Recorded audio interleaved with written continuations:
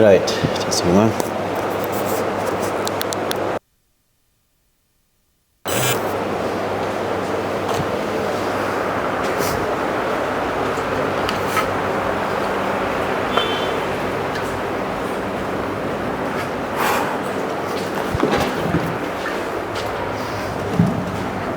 Okay, everyone, good afternoon. It's okay. I guess it's. So, I've changed it up, right? A little bit. So now, today, I will be focusing on one of the most important parts of organic chemistry. That is, now we'll look at alkyl halides. Alkyl halides undergo nucleophilic substitution reactions when added with aqueous sodium hydroxide. But this substitution reaction can happen in two ways based on the type of based on the type of alkyl halide we are dealing with, right? So today we are going to be looking into that, right? So we last week discussed that alkyl halides can react with sodium hydroxide in two different ways. There can be a substitution reaction and there can be a elimination reaction. So that difference between substitution and elimination completely depends on the condition, right? If you use aqueous conditions, it's a substitution that takes place. If you use alcoholic conditions or ethanolic conditions, we get the elimination reaction. We discussed this last week, right? So now, when it comes to substitution, which is the aqueous medium sodium hydroxide addition to alkyl halides, in the substitution reactions also, there are two main ways in which the reactions take place. So take a new heading.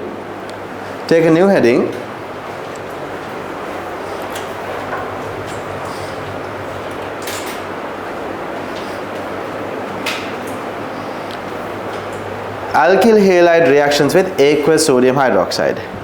Alkyl halide reactions with aqueous sodium hydroxide.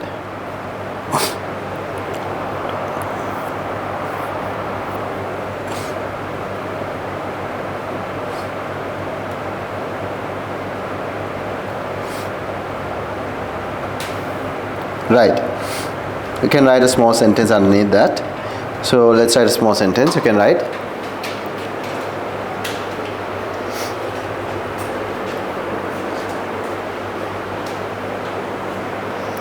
There are two main ways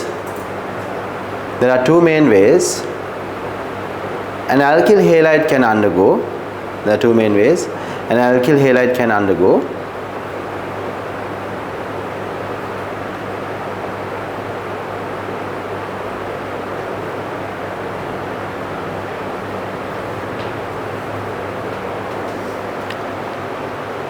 substitution reaction with aqueous sodium hydroxide.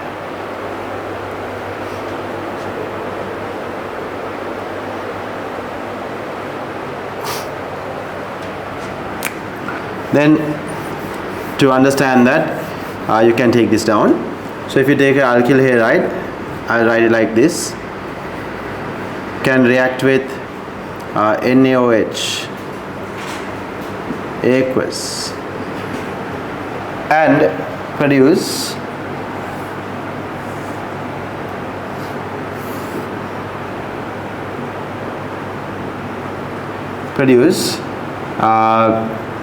the relevant alcohol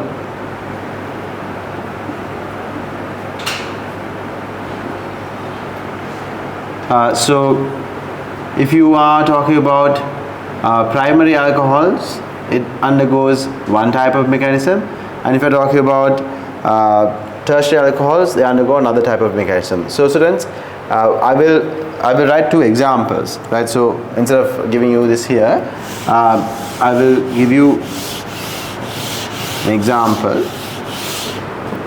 Forgot that I need to write this part here.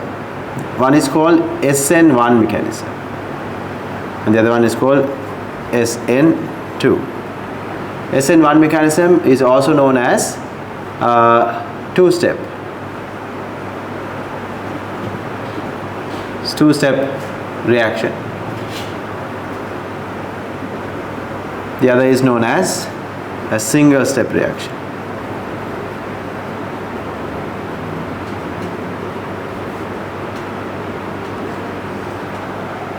So the SN1 mechanism is mainly seen in SN1 mechanism is mainly seen in tertiary alkyl halides.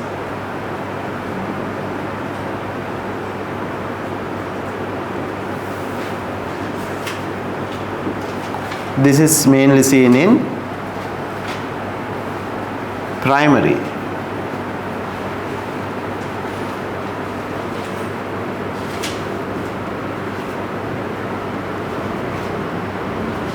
Right, we can write an example here. Example is going to be something like this: tertiary alkyl halide, something like this. This is a tertiary alkyl halide.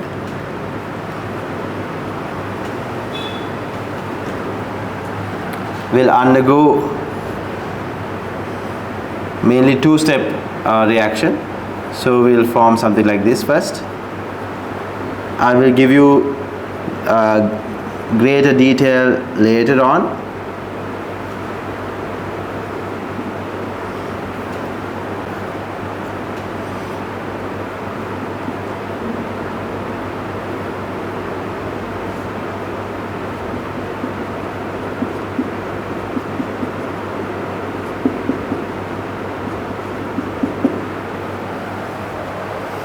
The other one is example primary alkyl halide.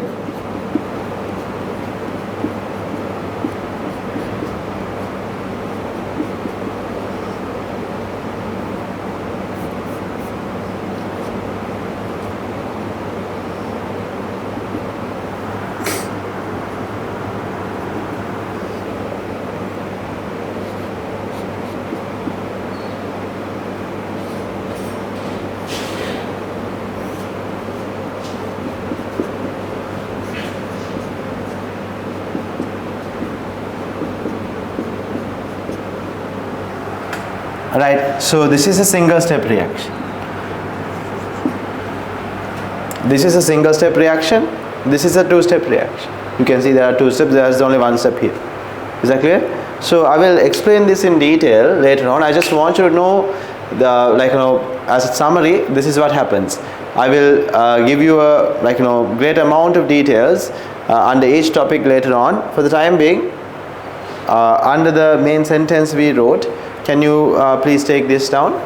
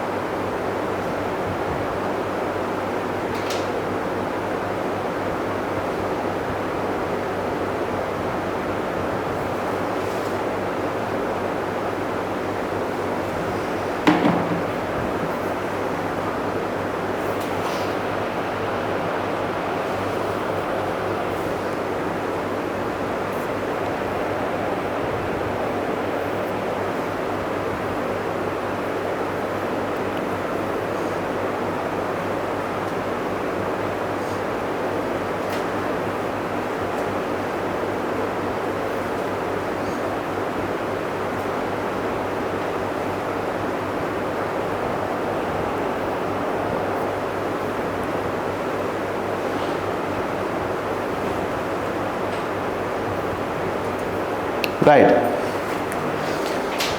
So then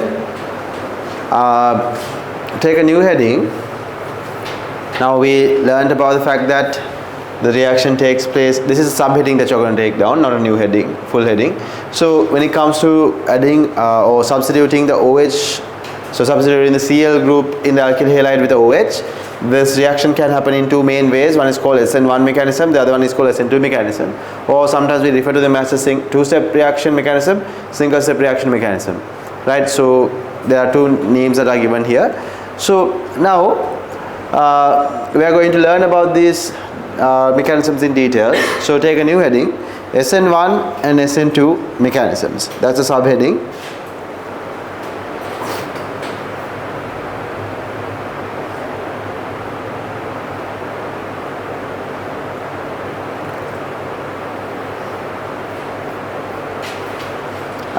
Now point wise, please write this down. SN1 mechanisms are mostly seen. SN1 mechanisms are mostly seen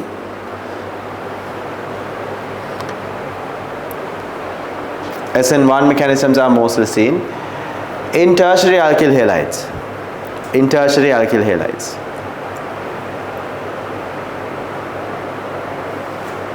SN2 mechanisms. SN2 mechanisms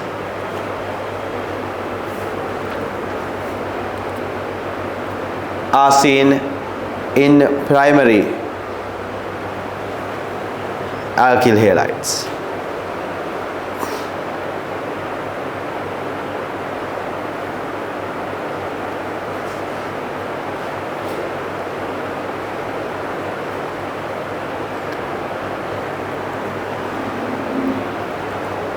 This is mainly because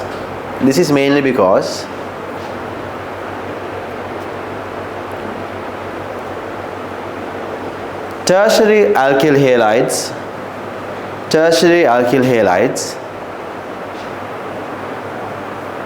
are capable of forming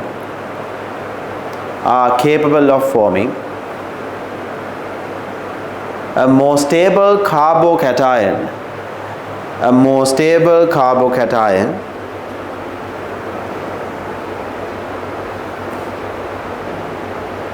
compared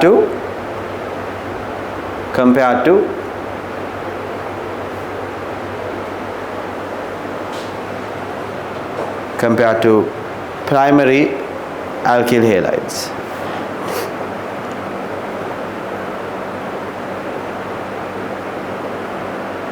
Now students, can you tell me what is basically determining the stability of a carbocation? You have learned about carbocations, alkenes also, right? Alkene and HBr addition, we learned about carbocations. Tell me what determines the stability of a carbocation. You should be able to tell me. The amount of CH groups. The amount of alkyl groups that is connected to the carbon with a positive charge.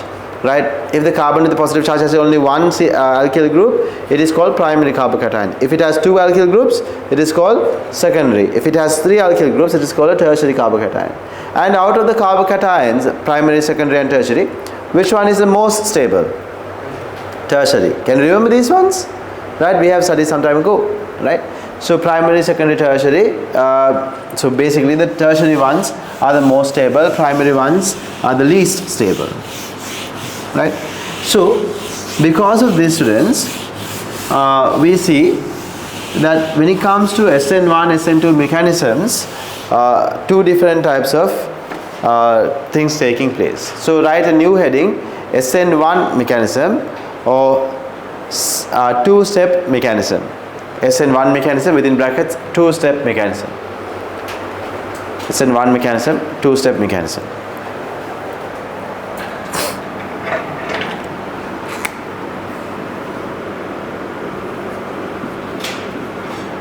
I will explain what SN1 means. Right? SN1 mechanism or two-step.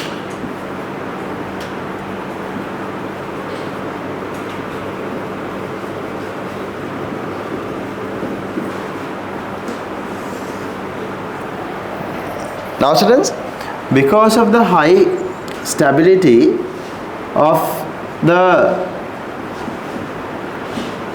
because of the high stability of the tertiary alkyl halide's carbocation. Tertiary alkyl halide can easily break its carbon halogen bond and form a carbocation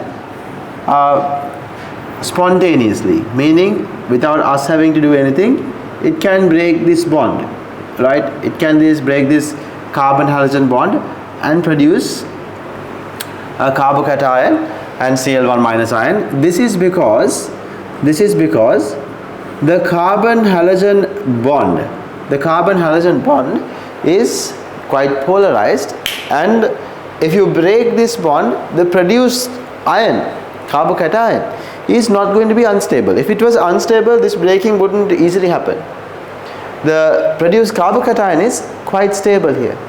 Is that clear? Since it's quite stable, right, this is a very stable, we can say very stable tertiary carbocation, right? Because this carbocation is extremely stable, this kind of bond breaking automatically takes place. This is a bit of a slow reaction though. This is a bit of a slow reaction. It's not a very fast reaction, but it is a bit slow. This reaction takes place, right? After the reaction has taken place, this is the step number 1, right? Step 1. In step 2, what happens is, the carbocation that is formed, you usually should write it in 2 steps like this. So the carbocation that is formed is now having a carbon with a positive charge on it. Now we are adding sodium hydroxide. Sodium hydroxide solution has hydroxide ions in the medium, right, which are nucleophiles. This nucleophile will donate electrons to the carbon atom and will form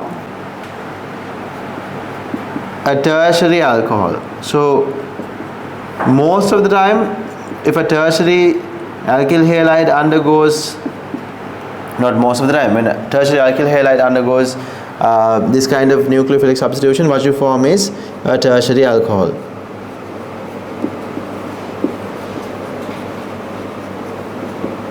Is that clear? So this is the basic reaction that is taking place, and the reaction mechanism has to be very clearly written out and memorized. These 2 steps should be memorized together. Now earlier I gave you a broken down version of this, but I want you to very clearly write these 2 reaction mechanisms down, steps down of the mechanism. The first reaction is usually happening a bit slowly. The second reaction happens a bit fast, right? Now tell me, imagine you are in an assembly line, right? You are making something. Let's say you are making this pen. Now this pen comes with this part, and then there's another part here, there's another part inside here. So imagine, each one is responsible for assembling one part, right? So there are a few students here, everyone does their job really, really fast. But imagine there's this one student who's doing it very, very slowly, right? So he's a very slow worker. All the other students are working really fast. Then what happens? The time that it takes for one of these full products to come out is dependent on what? The slowest worker, right? The slowest worker. If he works a bit fast, then the amount of product that we produce per minute or per hour will increase.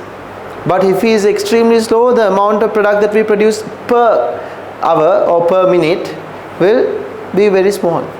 Do you understand? So in a reaction also, especially if the reaction is happening in 2 steps, the speed of the reaction depends on the slowest reaction, which is in this case this one, right?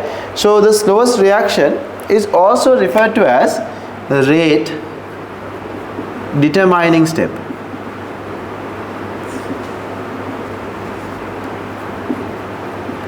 We call this a rate determining step. Is that clear? So the rate determining step, students, is causing, it is actually the one that is setting the pace for the entire reaction. Entire reaction speed depends on this. So therefore, we call this mechanism SN1. Usually what we do here is, now the meaning of SN1 is nucleophilic substitution. I know you should write N first for nucleophilic substitution, but they have written it this way, SN1. Nucleophilic substitution, which is this is a nucleophilic substitution reaction.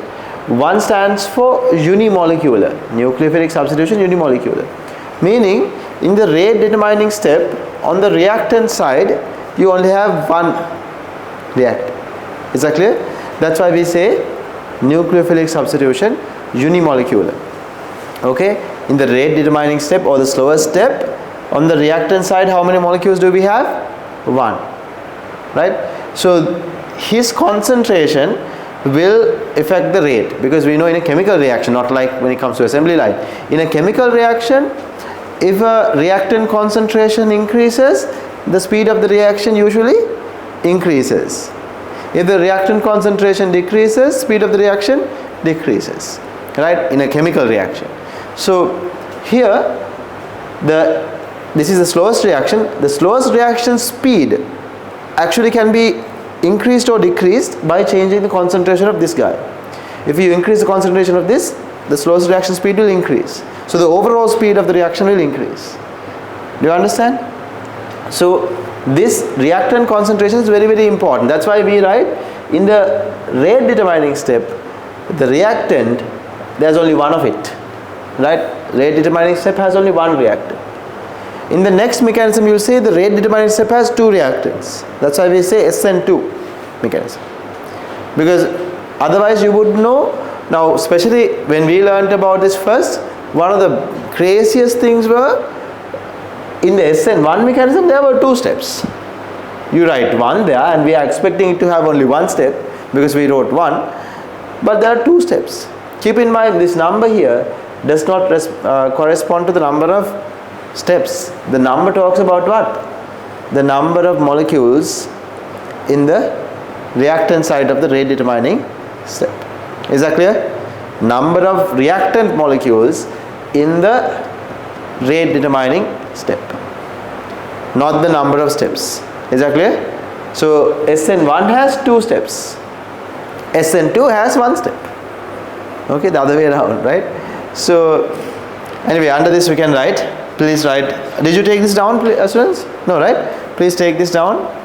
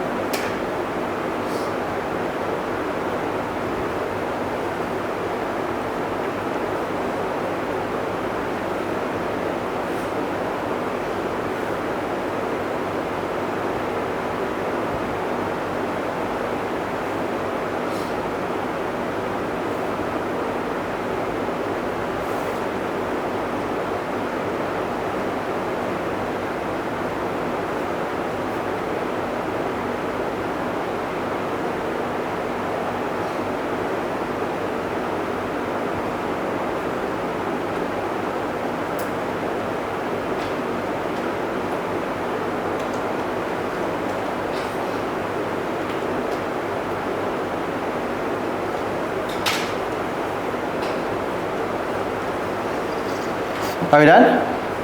Right? So then under that please write. Under that please write.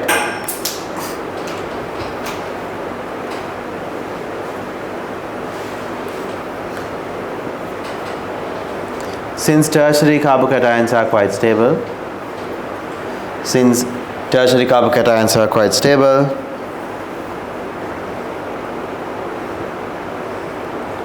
carbon halogen bond cleaves easily. Carbon halogen bond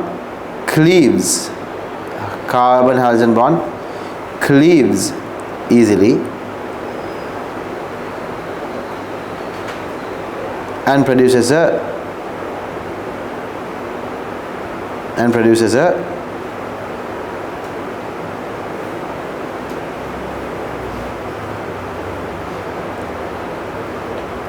tertiary carbocation.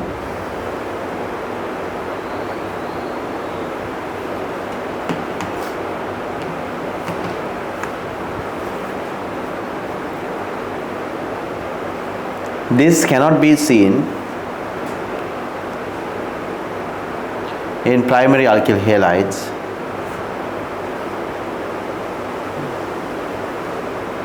This cannot be seen in primary alkyl halides.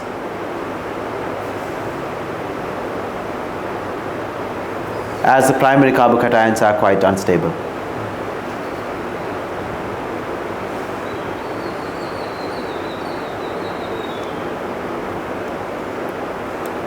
Is that clear?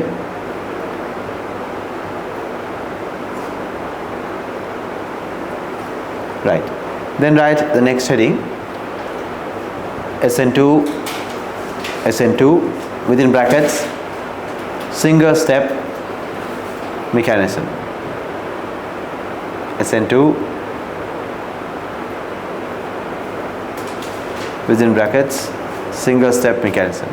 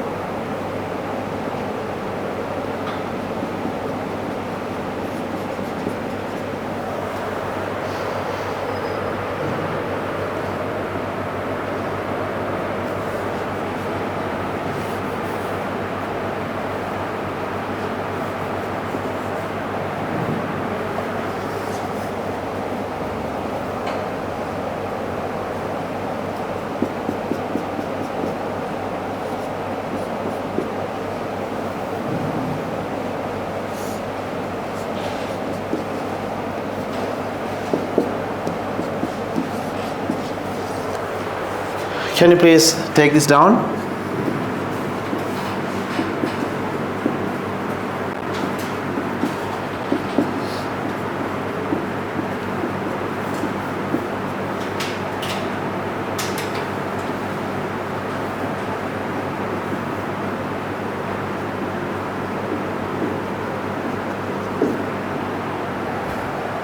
Students, I didn't have the space to write it underneath. So when you're writing this, write transition state, which is a high stable, high energy unstable state. So write it down here. I didn't have the space to write it in the diagram. So can you please take this down?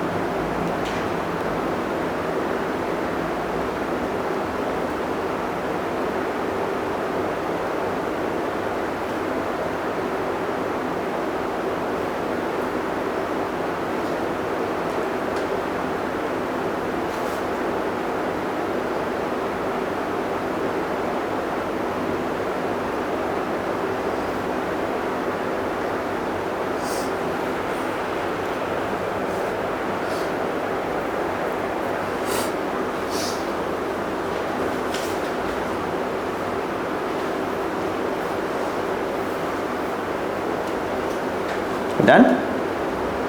Right? So now let me explain this.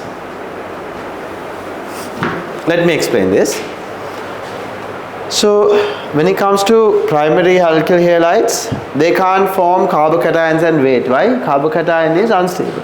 They don't form carbocations and weight there. Why? If you form them, it's unstable, so it doesn't usually get formed. So what they do is, they take OH from this side, they let go of Cl from this side. Is that clear? So they take one, let go of the other. They don't first let go of something and wait until something comes up. Is that clear? It's like I don't know, have you seen, like when it comes to jobs, most of the time, but what do people do? If they don't like their current job, what do they do? Do they just quit the job and then wait for another job somehow, like, because I have enough, wealth, I'm going to quit my job and I'm going to wait a few months for me to find another job? Do people do that? No. If they don't even like their job, they keep going to the job until they find another one, right? So then they find another one, they take that and leave this one. Is that clear? Just like that, because it's not stable for you to stay without a job for most people. Now imagine you're a billionaire, you don't like your current job. What do? You'll be like, I don't want to go to the job, right? I'm going to take a break and go and enjoy and do a vacation somewhere and then come and maybe start their own company, right? So why? Because they are stable financially. Just like that, primary carbocations are not stable, right? So they can't be removing their current bond electrons here and turn into iron. So they take the nucleophile from one side and they let go of the carbon halogen bond from the other side. Is that clear? So usually this happens through a transition state like this. This is a transition state, a really high energy unstable state. So what is shown here is, students, from the opposite side to the carbon halogen bond. Normally they don't come from the same side. Carbon halogen bond is on this side. The hydroxide ion is coming from the opposite side. So now hydroxide ion and carbon is forming a bond, right, while breaking a bond between carbon and halogen. Is it understood? Carbon halogen bond is broken and carbon hydroxide bond is formed. That is how it usually takes place. Is that clear now? Right. So this is how we do it. And then students, keep in mind, first of all, when you are writing your answer at the exam, if they ask you to show single step mechanism, this is enough. If they also expect you to write the transition state, then you should draw this.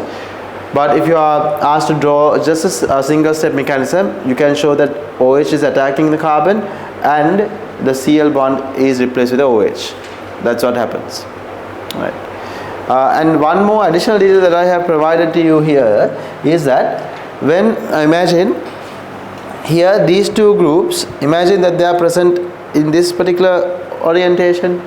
Now OH comes from here and attacks this group and connects there. In the other molecule, students, those two groups are present on this orientation, right? So the group's alignment changes. Earlier it was here and there was a halogen group present here, right? There was a halogen group present here, right? So what happens is when the OH group comes from this side, this bond breaks and it leaves and OH connects here, so therefore it changes its direction. Is that clear? So that is what we are trying to show using this diagram. You can see OH is now connected to this side. Cl has left. Earlier Cl was on this side. Although we always write the answer like this, in reality the orientation of the groups change. Is that understood? Right. So okay, that is a bit of an additional detail, but if there are any questions asked about what the orientation of the groups are, you should be able to answer. That's why I gave those to you. We can write, since primary carbocations are quite unstable,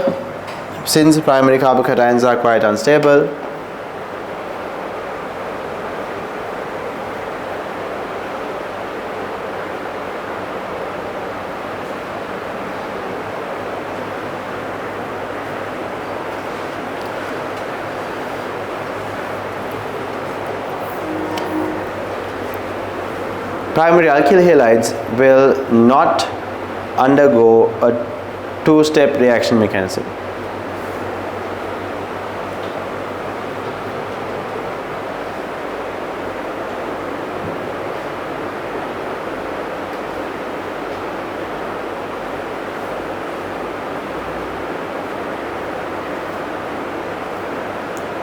Is that clear?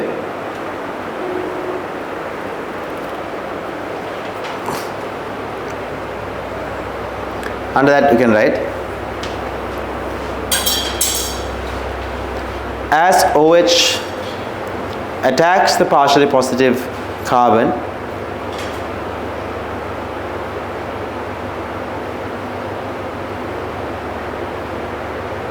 a new bond is formed between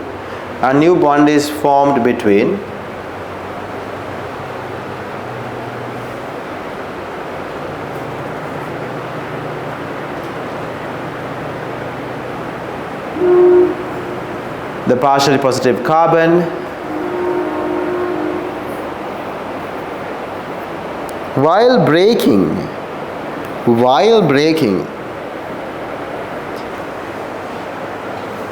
its carbon halogen bond.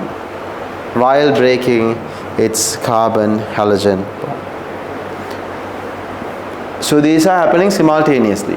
Carbon atom never turns into a primary carbocation. Actually, the alkyl halide never turns into a primary carbocation. It's very unstable. So even for a moment, there's no carbocation formed here. Was that understood? No carbocation at all. We have a transition state that looks like this. That means no carbocation. Is that clear? Right. So these are the two mechanisms. You should know this in and out. You should know this alkyl halides can undergo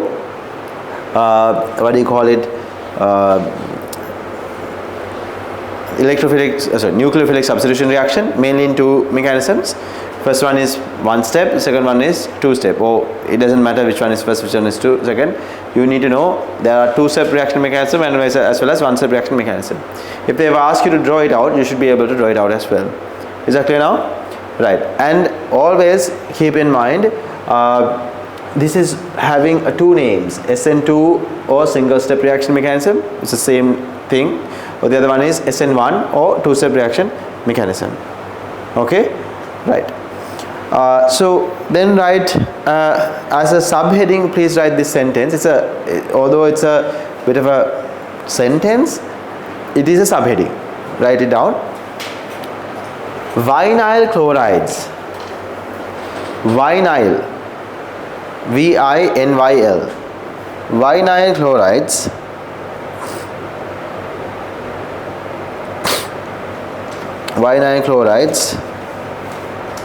and phenyl chlorides.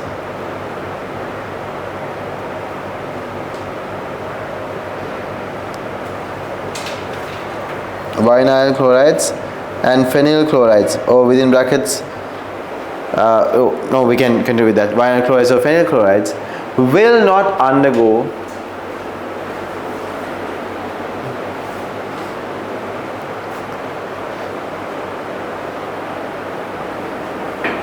SN1 or SN2 mechanisms.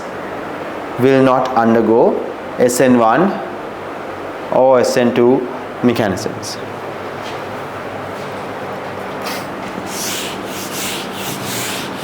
Students, there's a small correction to the heading. We wrote chlorides, right?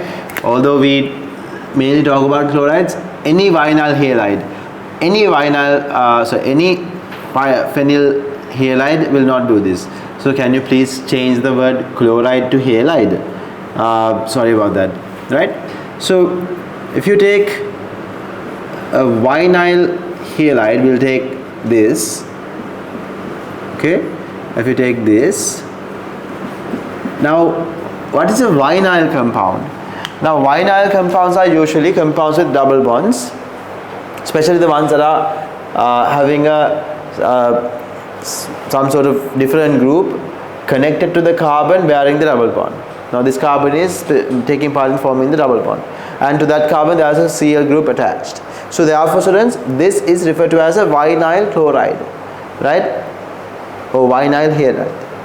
So these guys, if this particular bond breaks, the produced species, which is this is highly unstable. This is highly unstable, right? So this will not be formed. This will not be formed. Highly unstable, therefore not formed. Not formed, right? So we can say the same about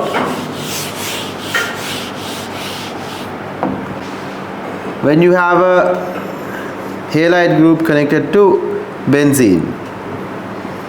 If you have a halide group connected to benzene, if this bond breaks, it doesn't break. If it ever breaks, it forms a phenyl cation. Right? Phenyl cations are highly unstable.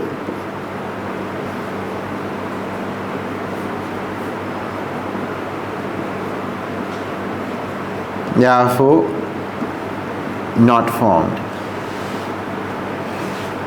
Right? When I say highly, it is relatively compared to other forms of phenol or compared to other forms of benzene. This is significantly unstable. That's why we say highly. So therefore, they will not necessarily get formed. Is that clear?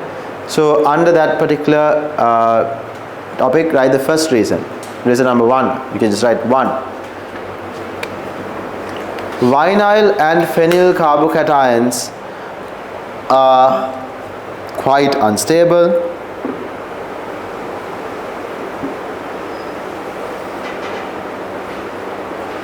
Vinyl and phenyl carbocations are quite unstable. Therefore,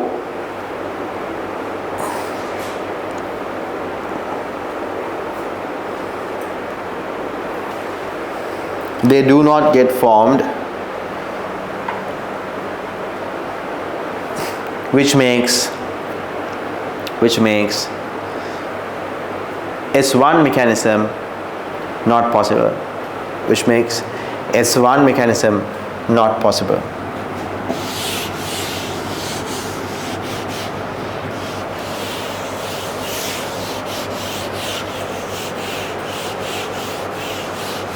Can you please take this down?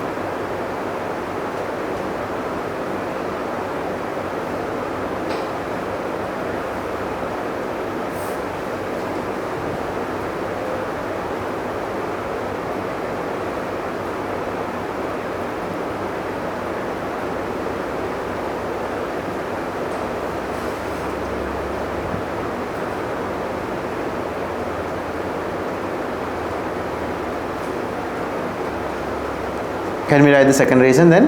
Are we done? Write the second reason.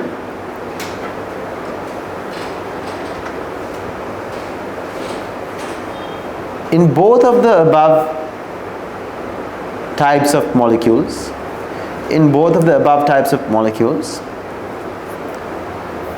the carbon halogen bond,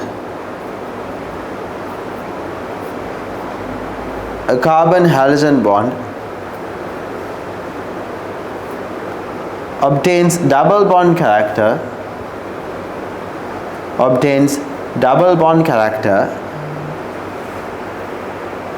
through resonance.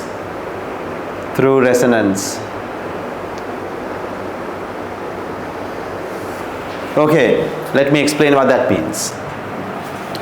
Obtains double bond character through resonance.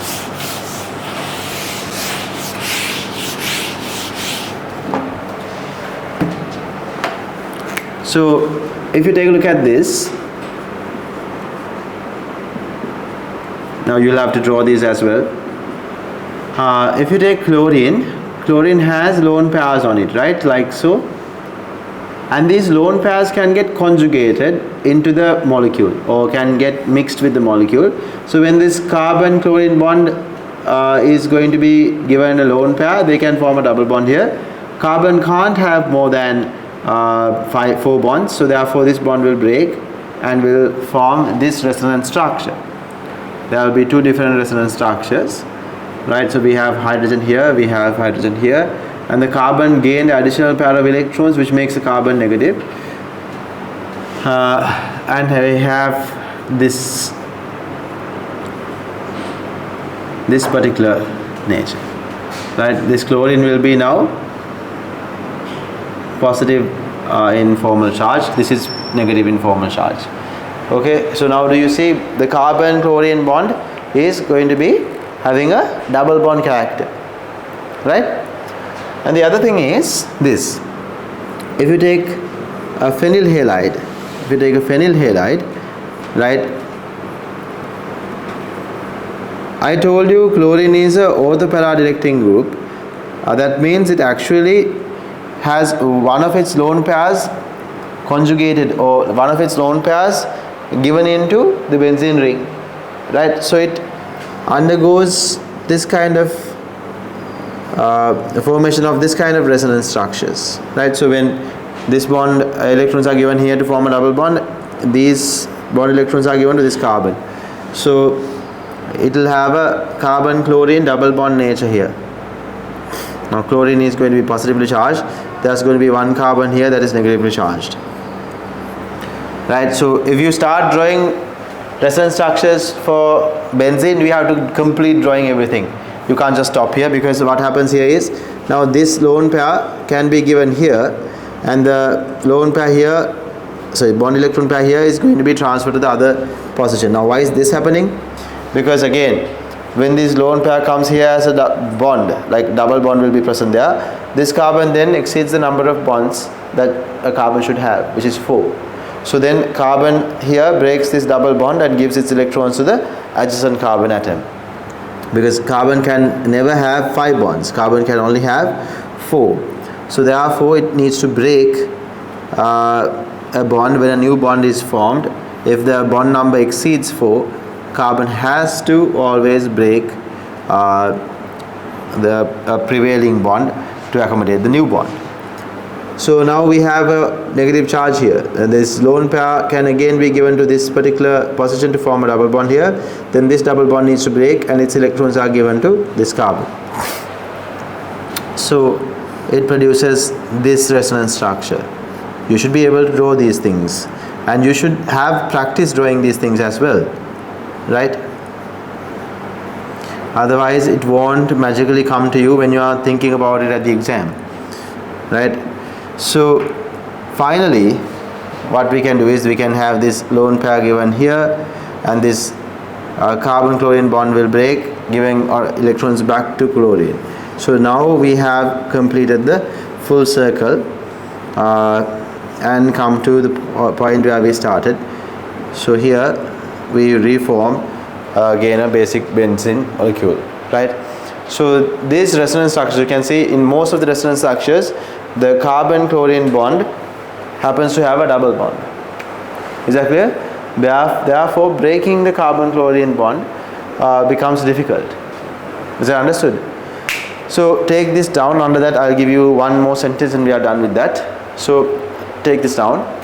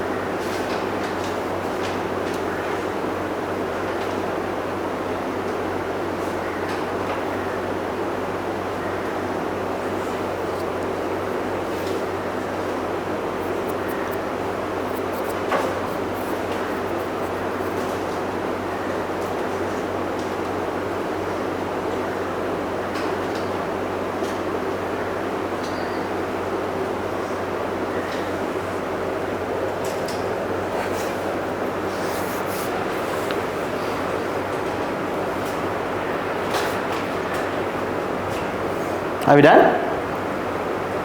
All of you done? Right. So take a small sentence down under that. Due to this carbon halogen double bond nature,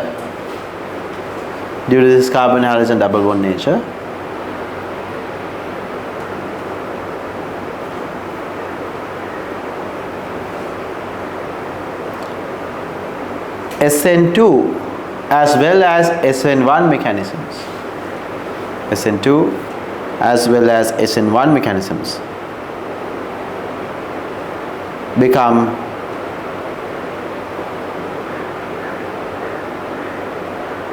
impossible.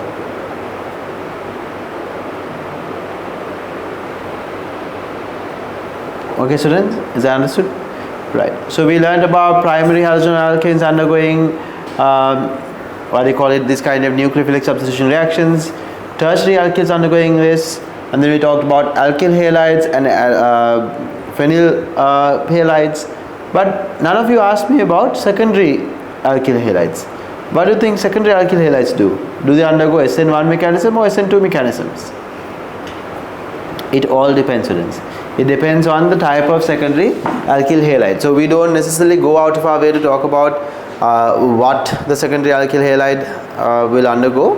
We learn secondary alkyl halides based on the type of alkyl halide. Right? Sometimes some molecules are quite large that can support a carbocation that is formed. There are some molecules that can't form a stable secondary carbocation. So it all depends on the stability of the carbocation that is formed. If a secondary alkyl halide can produce somewhat of a stable secondary carbocation through different means, then it will undergo SN1 mechanism. If it can't form a stable carbocation, it will undergo SN2 mechanism. So we don't necessarily go out of our way to talk about that, but you need to understand, we know for a fact that primary alkyls undergo what? Primary alkyls, now you need to tell me, primary alkyls undergo SN1 or SN2 mechanism? Quickly tell me. SN2 mechanism, correct. Tertiary alkyls, halides undergo what? SN1 mechanism. Is that clear? But secondary alkyl halides can be either SN1 SN2. It depends. Right? So now we are done with alkyl halide reactions with aqueous sodium hydroxide. Take a new heading. Still we are in the alkyl halide main heading. Take a new subheading, Grignard's reagent. Grignard's reagent.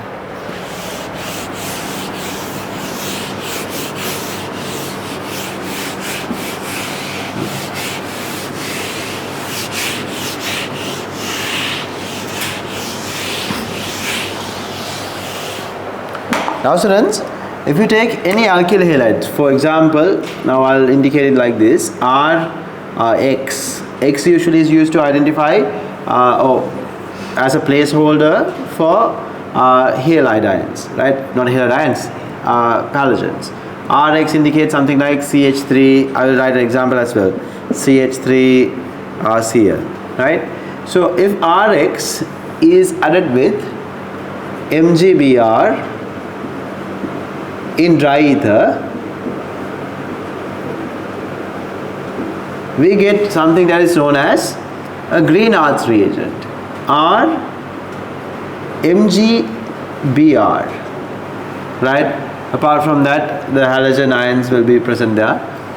So when it comes to MgBr, this is a bond that is formed. Magnesium is partially positive here and this is negative here, right?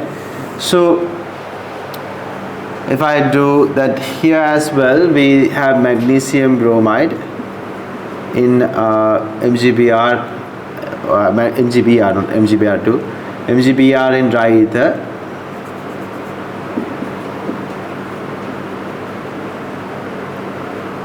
You will form this CH3 MgBr. This is a very useful reaction. Now we are only learning half of this MgBr uses here, or Grignard's reagent uses. So this particular product that is produced here is referred to as a Grignard's reagent.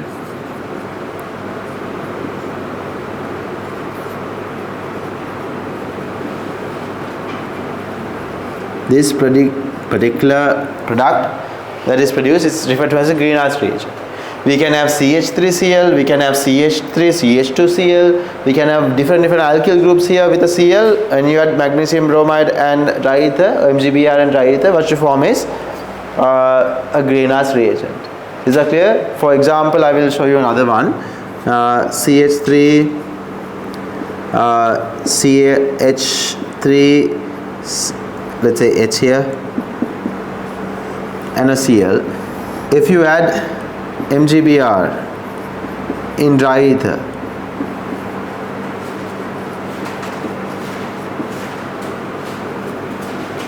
you will form something like this: CH3, CH3H, MgBr. So this is also a Greenhouse reagent, right? We call these types of molecules Greenhouse reagents. Is that clear? So these Greenhouse reagents are very, very useful, students, especially when it comes to reactions in organic chemistry, where we need to increase the carbon chain's length, right? If you want to add more molecules to carbon chains in the future, especially when it comes to aldehydes and ketones, we will talk about this. So we use this to increase the carbon chain's length. So next week, when we are having the full full day session, I will talk about this in detail. Is that clear? Right. So under new heading, take this down. Take Greenhouse reagent.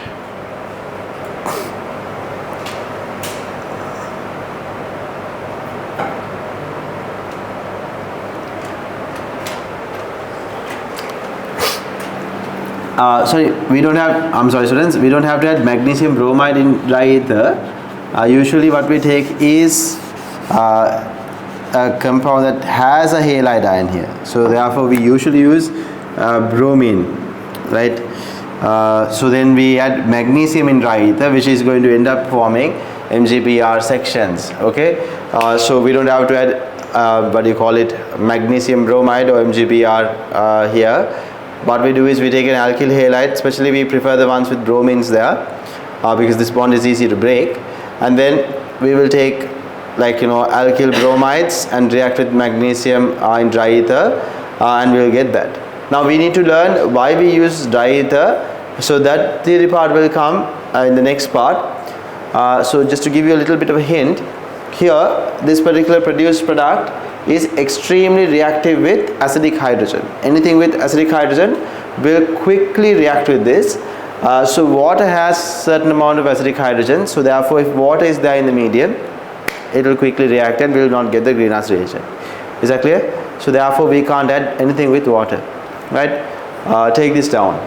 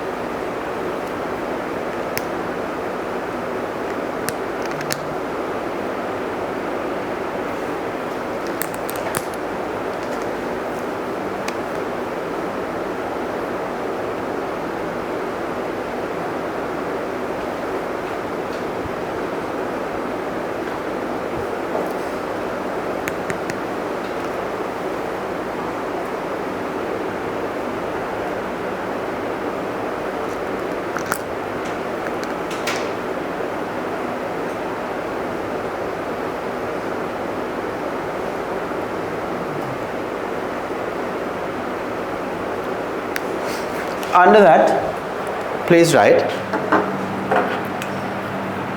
when Grignard's reagent is formed,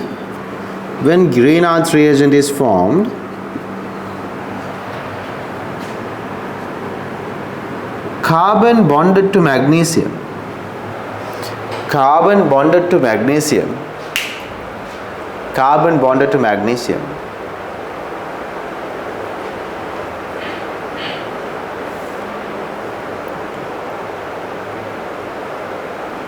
becomes strongly partially negatively charged.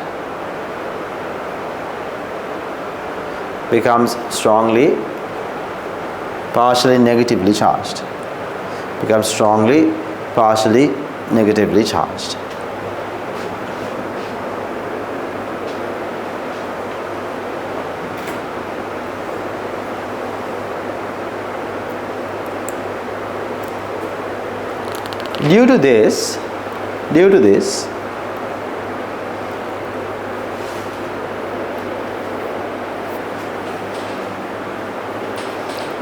in the presence of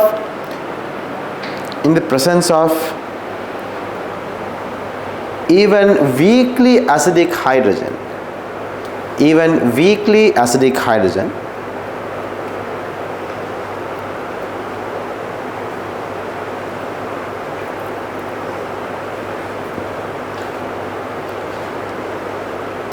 the partially negative carbon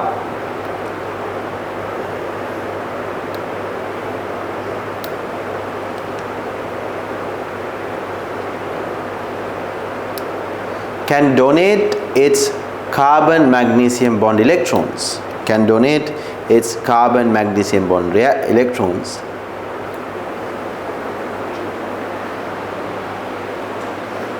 to form a bond with acidic hydrogen.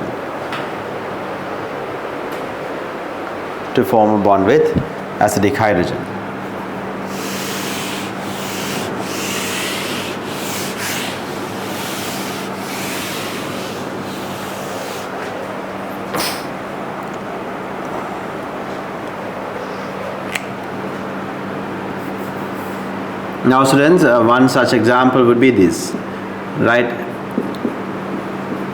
We have magnesium bromide here. So if water comes here, what happens here is, now when it comes to water molecules are having hydrogens that are very weakly acidic. We say hydrogens of water molecules are very weakly acidic,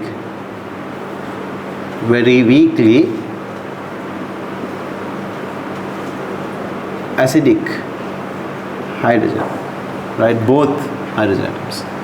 So now this carbon is electron rich, this magnesium is partially positive, carbon is partially negative.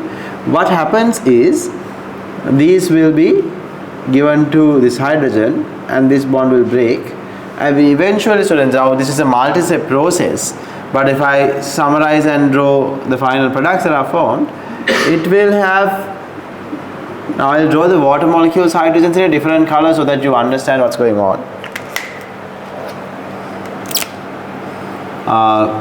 We have hydrogen here, we have oxygen here, we have another hydrogen here, right? So this carbon will bond with water molecules hydrogen, and eventually the OH will bond with MgBr. Is that clear? So what happens is, even weakly acidic hydrogen will gain these bond electrons between carbon and magnesium atoms. So this is electron rich, it is waiting to give away some electrons that it has, and this is the most polarized bond, so it can easily take these electrons and give it to a acidic hydrogen. Is that clear? So any even slightly acidic hydrogen is enough. Even slightly acidic hydrogen will react with this. Now we learned a little bit about alcohols. We didn't learn about alcohols yet. So alcohols have weakly acidic hydrogens. We have alkynes we learned about, right? Can you remember terminal alkynes? At the end we had weakly acidic hydrogen, right? Carboxylic acids have weakly acidic hydrogens. Even ammonia or amines have weakly acidic hydrogens. Any of those can easily react with this magnesium bromide and gain those weakly acidic hydrogens to the alkyl group, and magnesium bromide will leave as leave with the rest of the group. Is that clear? So that is what usually happens. Clear now? Right. So when this happens, this will break. So this will be a negatively charged part. The magnesium will become positive after losing the electrons. So positive and negative groups will join together to form that. Okay. So that is what is happening. Please take this down, students. I will give you all the things that it can react with easily. First of all, take this down.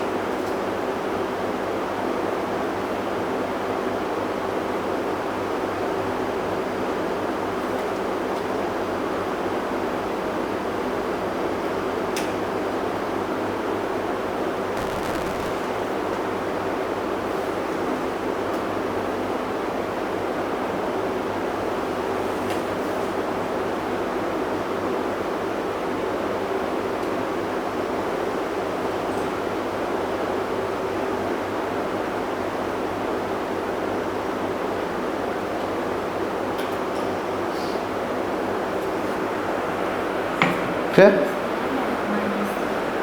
Sorry? No, that's a bond. Magnesium bromine bond. Clear? So under this we can write a small sentence. Due to the ability the Grignard's reagent has to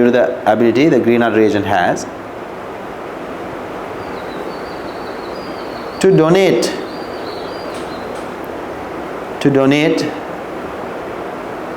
a pair of electrons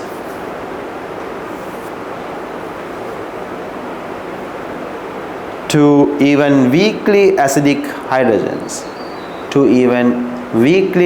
hydrogens, it is known as a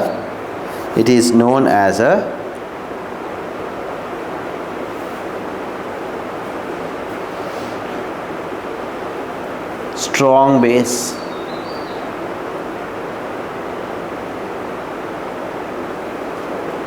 Right? After the hydrogen part, students, there should be a comma, otherwise you will not be able to read this sentence correctly. Right? So Grignard's reagent is referred to as a strong base. Why? Because we can remove pair of electrons, one pair of electrons actually. Carbon magnesium bonds are broken and the bond electrons are given to a weakly acidic hydrogen. Why? Because Grignard's reagent is acting as a very strong base. Is that clear? Right. So then write reactions seen in Grignard's reagents.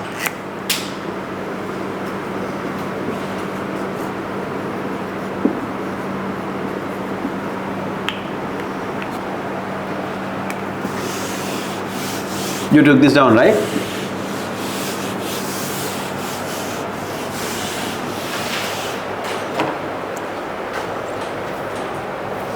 So it reacts with carboxylic acids, alcohols, I told you those earlier, alkynes,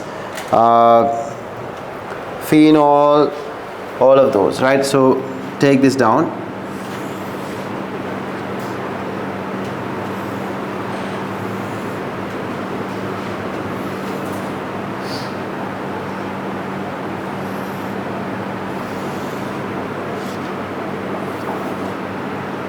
So it will react with carboxylic acid, CH3, because it has acidic hydrogen. I will write the acidic hydrogen in a different color. Right? And we can have alcohols.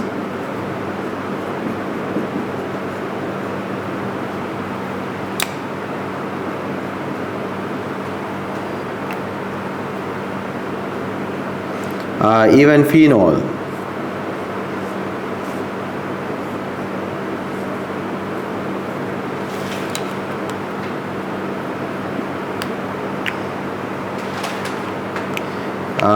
We can talk about amines.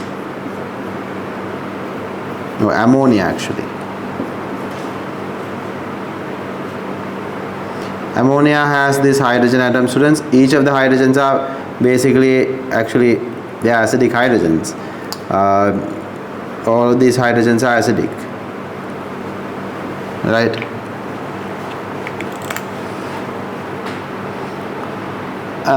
And then amines.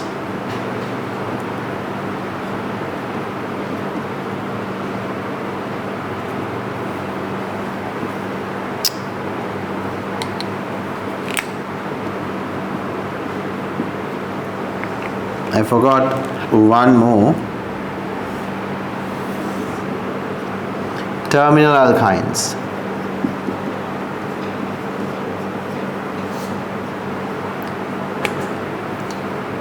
I'll write one product and I want you to complete the rest of the products, okay? So we have RMGBr. So this bond is broken and the hydrogen that is taken. Now I will, instead of RMGBr, I will write a real group, students. Otherwise, I have a feeling you will not get it correct. So this is our R group, right? So what you are getting here is CH3, CH2. Now you are going to see the same thing everywhere. So I'm going to be writing that.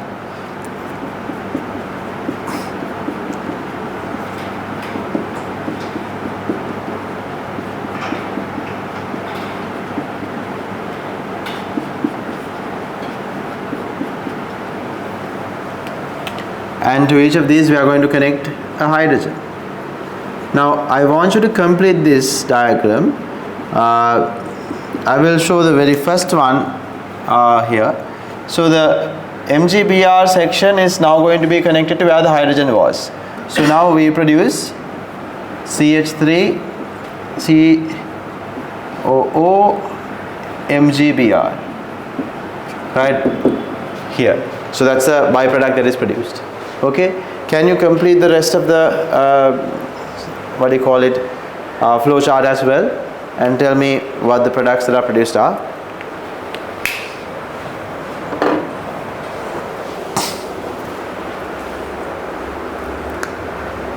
So when this bond is given to the acidic hydrogen, the bond electrons are given to acidic hydrogen, and this acidic hydrogen gets connected here. So this section becomes CH3 CH3. I didn't write it as CH3 CH3. I just want you to see the acidic hydrogen is connected to this section now. Is that clear?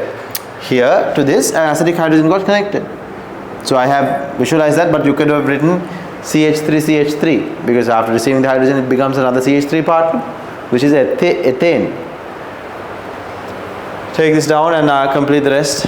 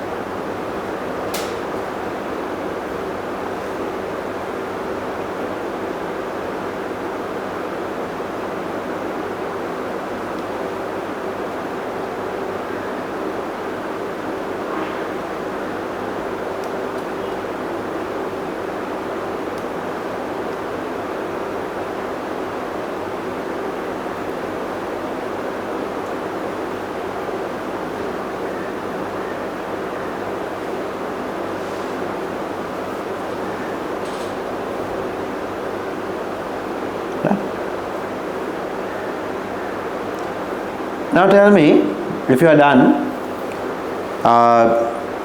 greenhouse reagent usually students have this very special character, that is magnesium is bonded to a carbon atom. When it is connected to oxygen or something else, it is not necessarily referred to as a greenhouse reagent. When magnesium is directly bonded to a carbon, it is referred to as a greenhouse reagent. Here now tell me, out of the byproducts that are produced here, there is this one specific byproduct which is going to be again another greenhouse reagent. Greenhouse reagent is reacted with something here and produces another greenhouse reagent. In which case do we see this? Last one. Very good. Very good. Correct. So whenever magnesium is directly linked to a carbon, it's a greenhouse reagent.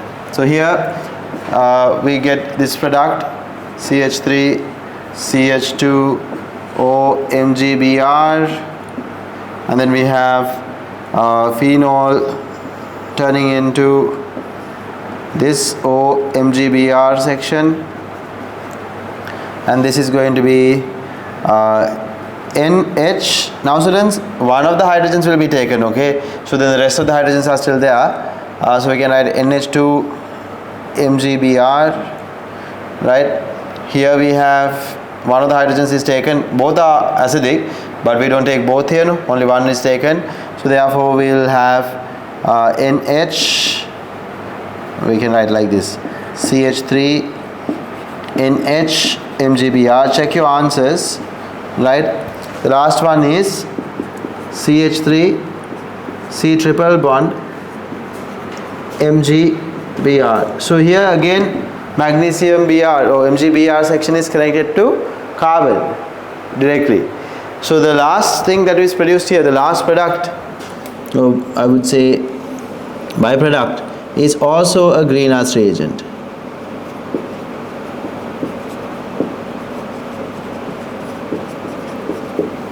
A greenhouse reagent is used, another greenhouse reagent is produced in the last one. Is that clear?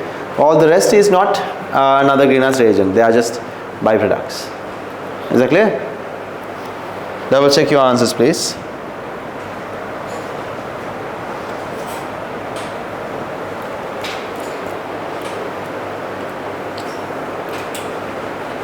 Shall we do some conversions?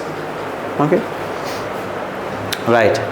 So now I want you to do me a small favor and tell me how these conversions are done. Right.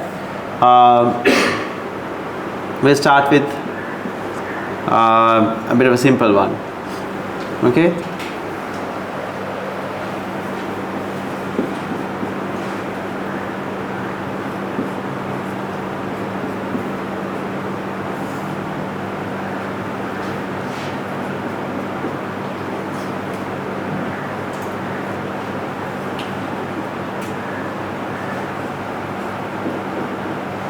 Can you please do this? This is easy. Can you please do this one?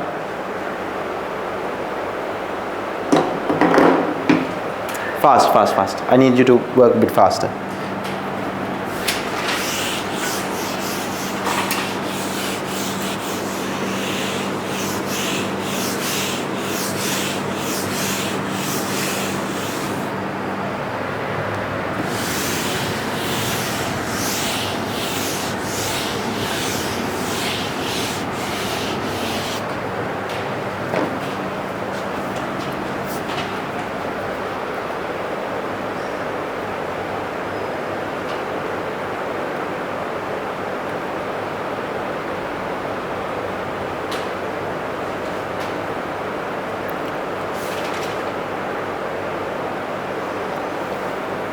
Make it fast, students.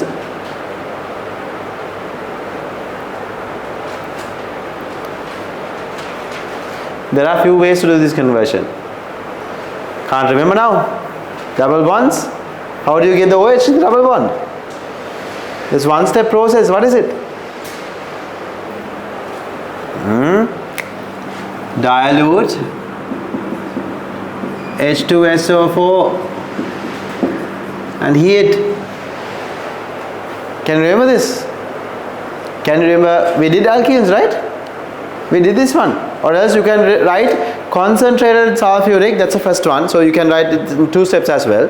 Conc H2SO4 as number 1, and as number 2 you write H plus H2O and heat. Is that clear? It's a 2-step process if you write it like that. If you write dilute H2SO4 and heat, it's written as a single step process. Is that clear? Or else if you don't want, now you can easily do it this way. Now since you guys are like trying for other options, you can do this way as well. You can add HBr, right, and get alkyl halide. You don't need to do it this way because there's 1-step method. The other one is after getting this you can add NaOH, aqueous. Is that clear? Okay, right, copy it down. Attempt the second one now.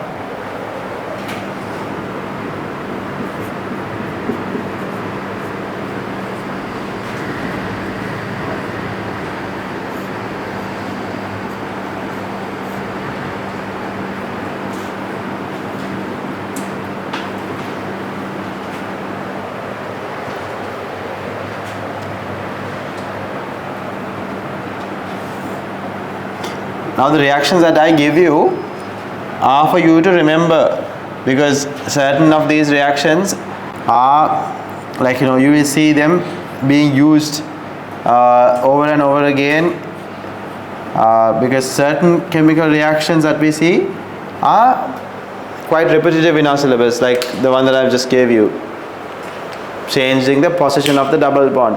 We took it from that place to this place. How to do that?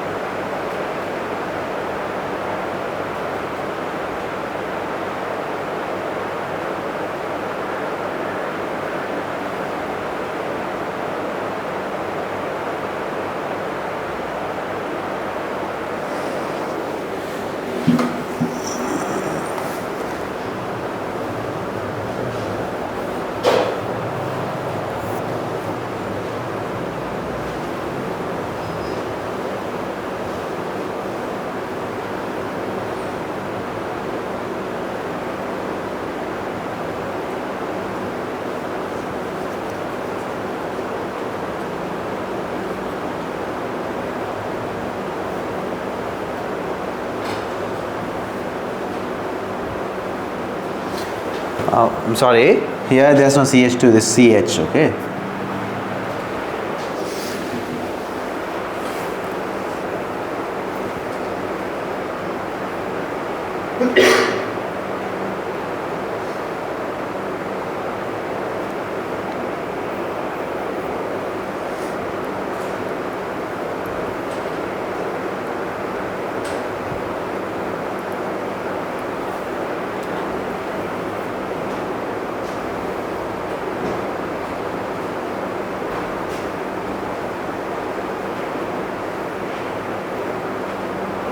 I'll give you 2 minutes.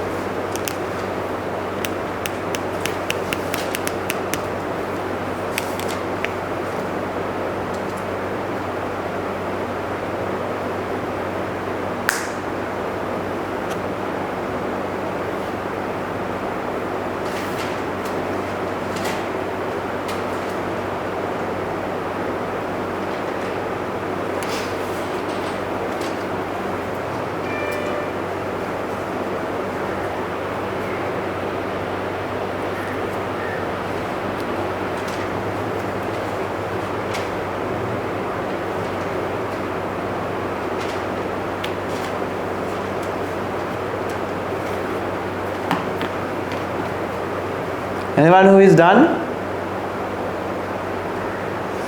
Right. I think that's enough time. I will explain this to you. Now students, here we have a double bond. Now obviously to move the double bond from here to here, the same molecule, no? We have taken this double bond and we have moved it here. Is there a one-step reaction like that? Did we learn anything like that? We didn't. That means we definitely need to break the double bond, right? Break the double bond. How many reactions do you know we learned about breaking double bonds? We know about adding Br2. When you add Br2, what happens? The double bond will have two bromines connected. Correct? Right. And then what else do we know? We know addition of, what is it?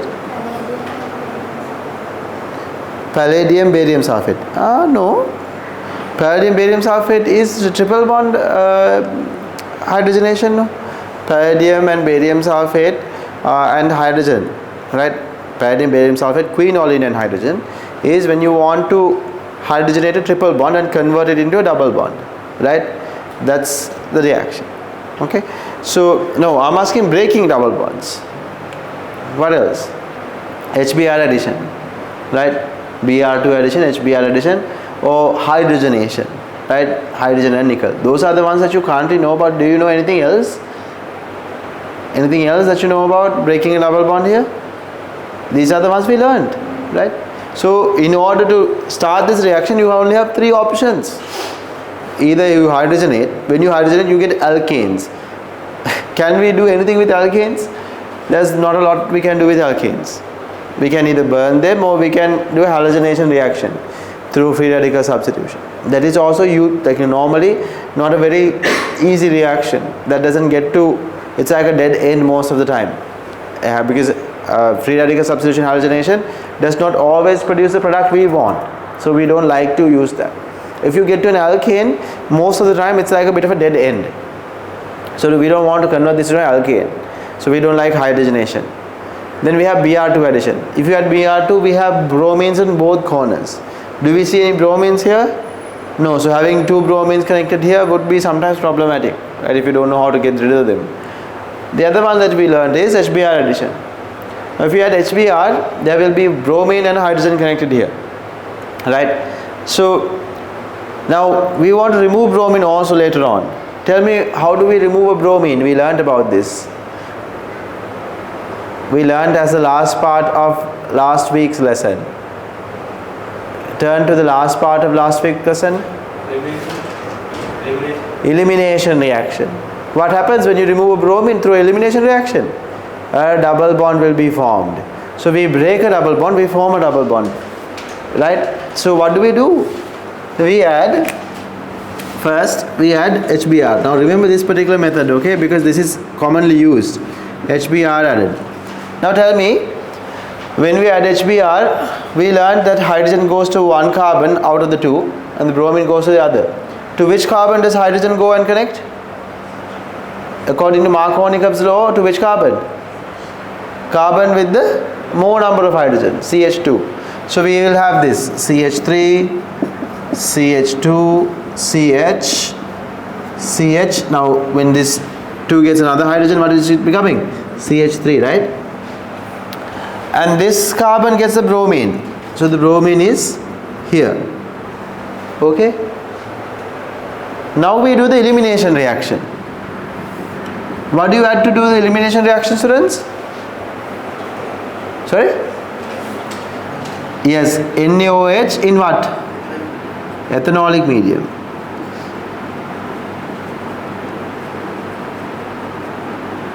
You can't just write NaOH and stop there, okay? Ethanolic medium. So now tell me, when you add NaOH in ethanolic medium, now I told you the bromine will leave and a double bond will be formed.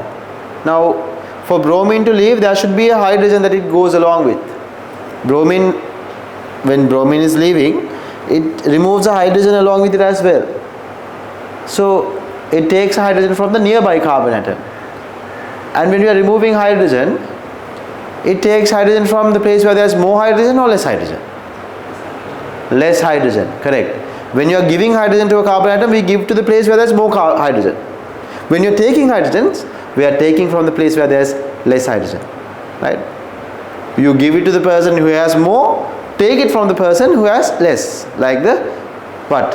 Sri Lankan government, right? You give to people who has more and who have more, and you take it from the people who have less.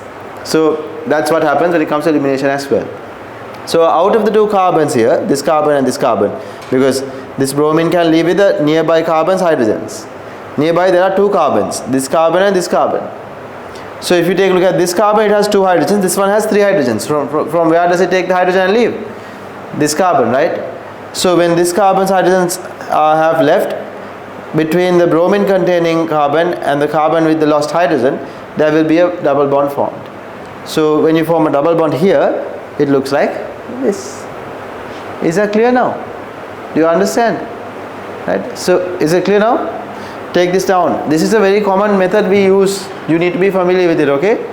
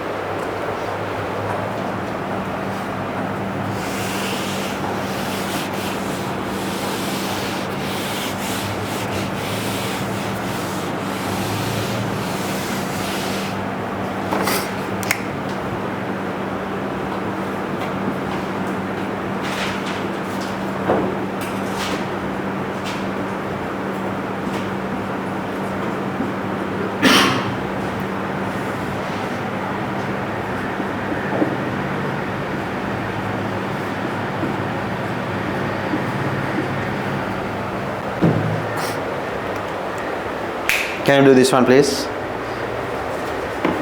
Fast. Now we have learned this mechanism. That's why I'm giving you this.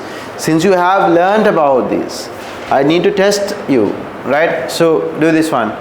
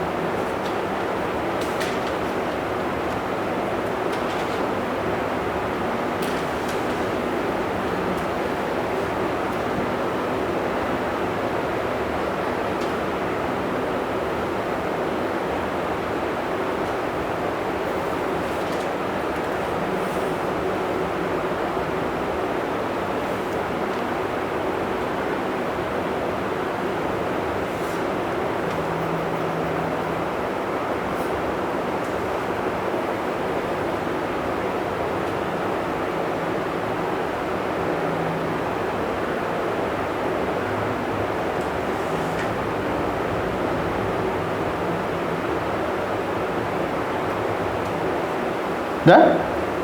Done? Anyone who's done, you can let me know.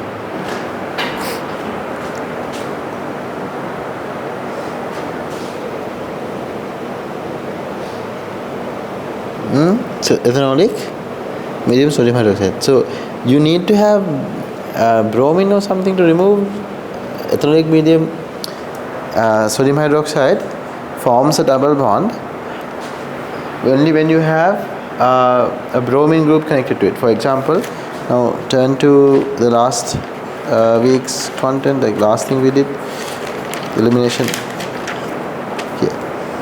So elimination reaction, you can see. So you have missed a small part here. There's a OH attacking this, right? OH attacking this. So you have to have a Cl connected, right? So this mechanism is missing a few pieces. You couldn't take down. So here we have OH, right? This OH is giving hydrogens the electrons, so this bond breaks. This bond also breaks, and Cl will be leaving.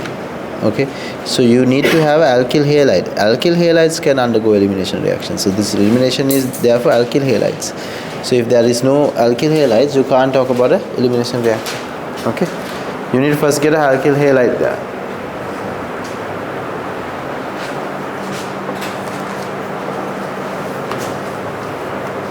Can I see the last note that I gave you? I just want to see whether you have taken something down incorrectly, like the flow chart.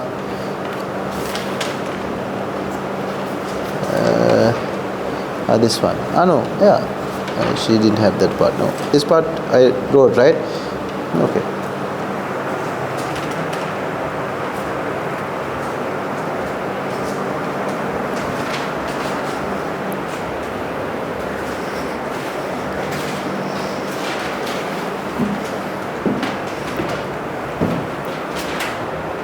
Now students, again, ask yourself this,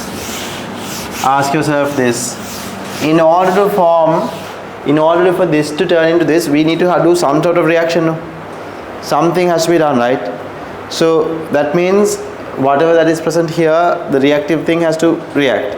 In the alkenes, what is the reactive part? The double bond. That means we need to break the double bond. Again, only a few reactions we learned about breaking double bonds, right? 3. Hydrogenation, bromination, or alkyl halide,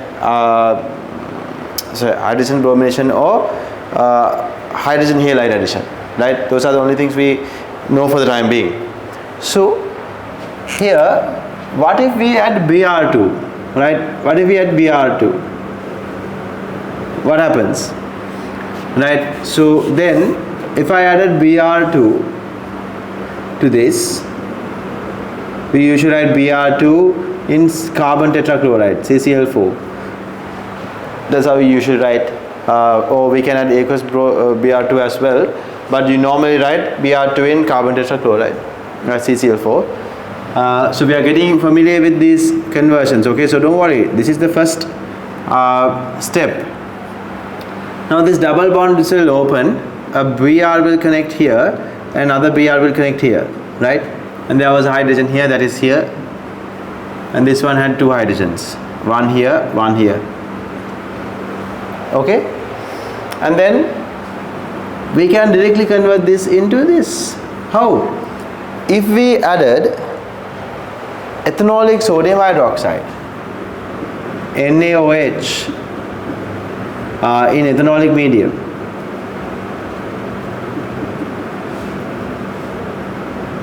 or you can just write ethanolic sodium hydroxide. What happens is bromine here leaves with a hydrogen on the adjacent carbon. Now normally the hydrogen is taken from the carbon that is having less number of hydrogens. Now this carbon has 3, this carbon has 2. So therefore we took this carbon's hydrogen. Is that clear? And left. So this one bromine leaves it to another hydrogen. And there's another bromine. No?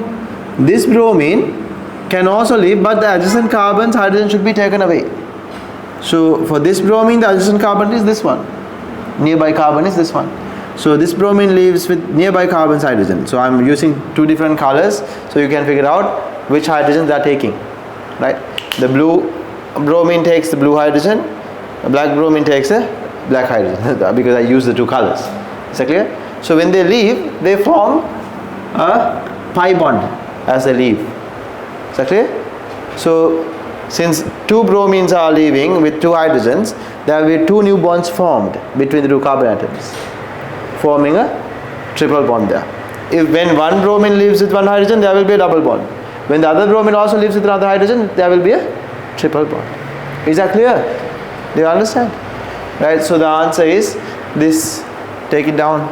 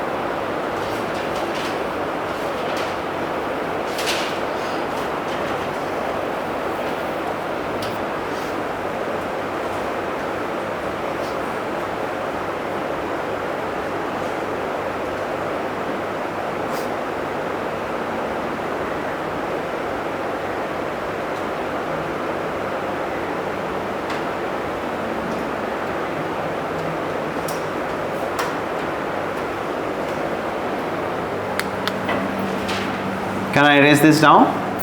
Are you done taking it down?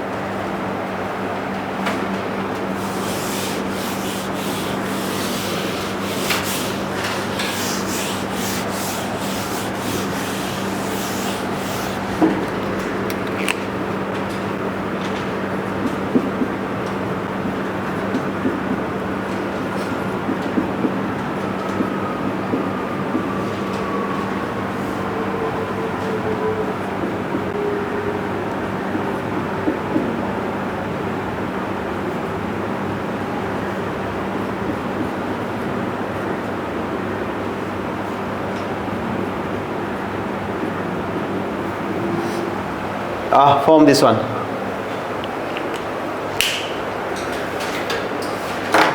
I will give you a break after this. I was planning on giving you a break at 5, but seeing how you guys do conversions, I thought I'll do a few more conversions.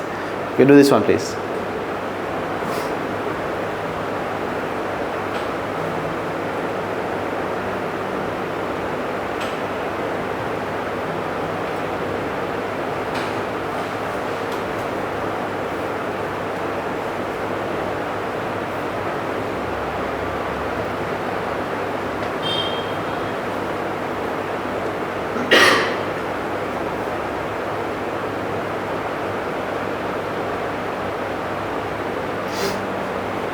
I'll give you a small hint. You have to use, now I've been teaching you a few conversions just right now, right? Like I did few questions, right? This is like the 4th question. We will be using most of the knowledge from the previous questions to get here. And then there will be one additional reaction, that's it. I'm guiding you slowly, so please pay attention to what you are doing now.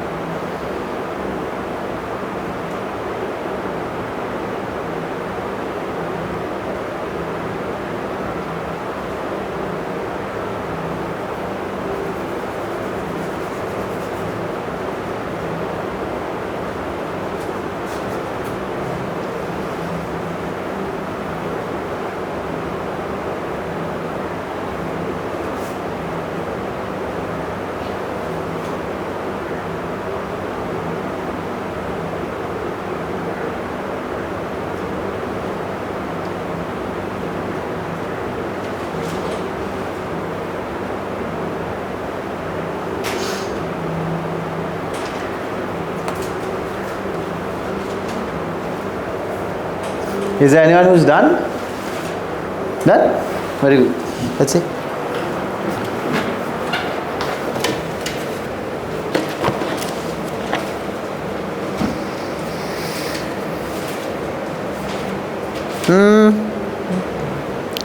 No, this won't be correct. So you can't add. Now, if you add HBr here, we can't add a bromine like so. Now we have to use only the reactions we have learned so far. Okay. So I don't know. Is this yours? Maybe a strip that was here.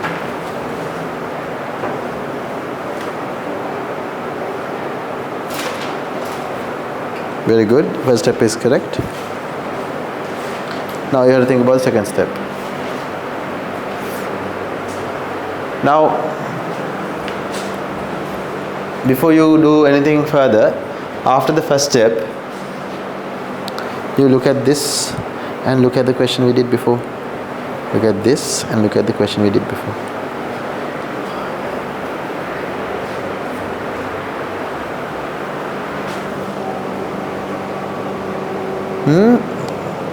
You have added HBr here and you got this. Now to get this, can you add HBr and get this molecule? This molecule is correct. I'm asking, can we get this molecule through addition of HBr? There is a Br already here, no? So to remove that Br, what should you add? Ethanolic sodium hydroxide, no? Is that clear? Then only you will get here.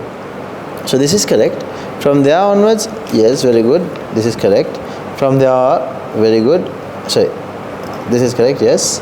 And then this, correct. You don't have to add NaNH2. This is also correct, but you can just add sodium. You can just add sodium. Na metal, a sodium metal.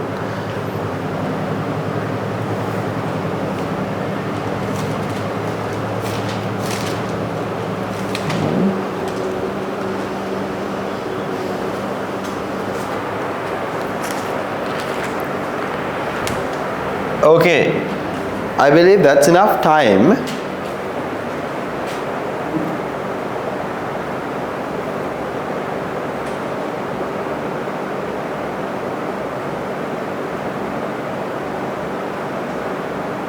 This one is wrong. This is correct.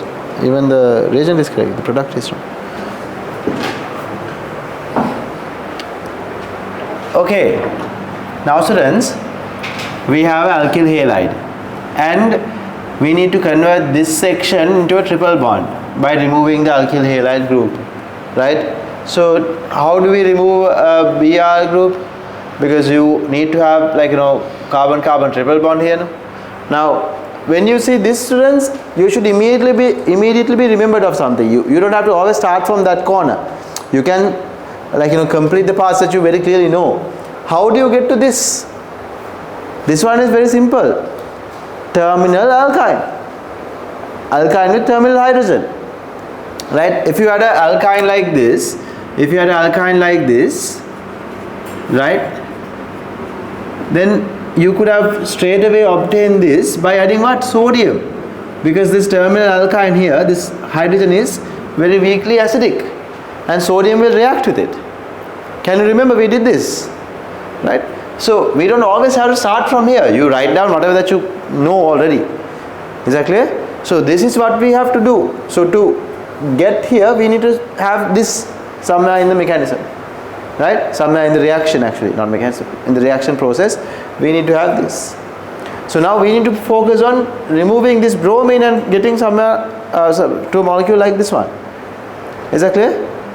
Because if you get to this one, this step is super easy. Conversion of alkyne into a acetylide. Is that clear? Now this bond, so the carbon bromine bond is not there in this molecule, so that means we need to remove that. So we can think of a way to remove it easily. That is by doing what? We can add ethanolic NaOH.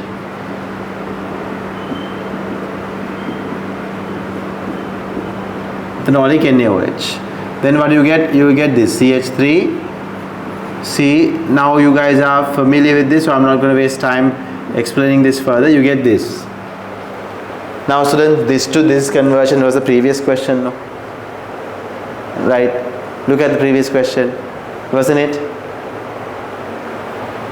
So now let's see. We can add what? Br2 CCl4. So you'll get to something like CH3 CH CH2. We have a bromine here, we have a bromine here, and we will turn this into a triple bond alkyne here by adding again ethanolic what? NaOH. Is that clear now? Do you understand? Right, so we get to that, and then sodium addition will turn it into like acetylide actually. Is that clear now? Right, so now you need to be remembering everything we learned in organic chemistry, otherwise we will not be able to do conversions. Now I will give you a small break, and when I come back I'm going to give you another few conversions before we move on to the next lesson. Okay, so be prepared for some conversions. I'll give you another example there. Okay, so now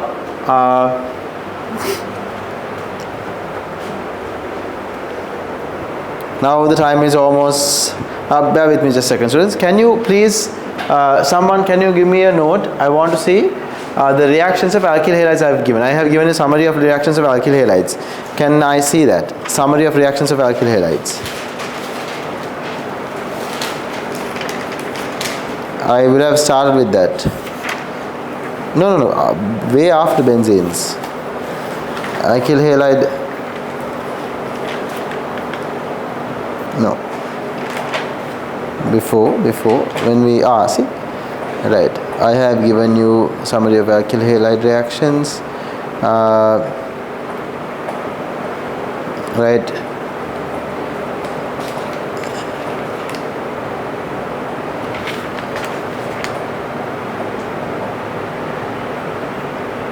Yeah, so I would suggest during your break study the alkyl halide. No, don't use a break, but once you come back from the break, maybe go through the alkyl halide part, because I'm testing the alkyl halide part in this lesson, so I need you to be okay with that part. Okay, so I will give you some questions revolving around alkyl halides and mainly alkenes, because alkenes and alkyl halides usually somewhat go hand in hand, right? So don't stay inside the classroom and study now. You go out and come and take about 5 minutes to go through this. Okay, I'll come, we'll take a 20-minute break. I'll be here by 7:35. Okay.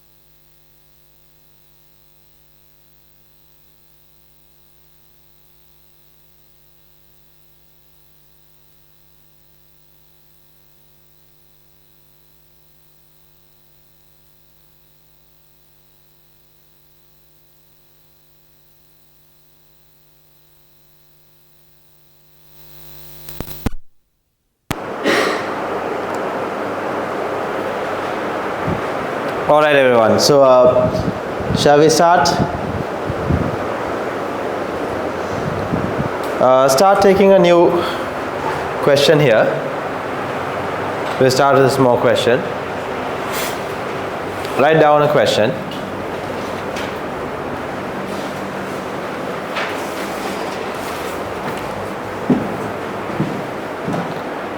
Do the following conversions. Do the following conversions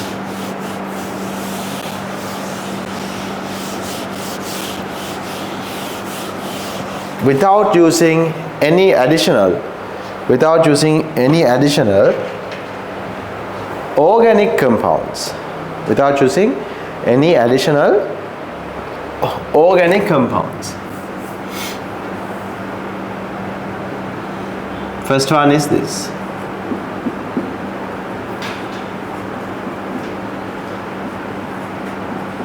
Now these are a bit advanced, students. You need to think.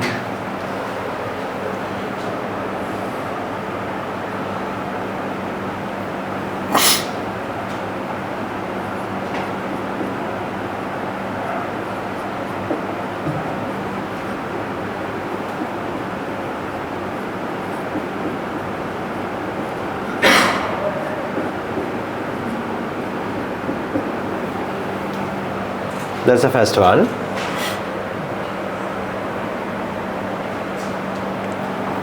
Second one is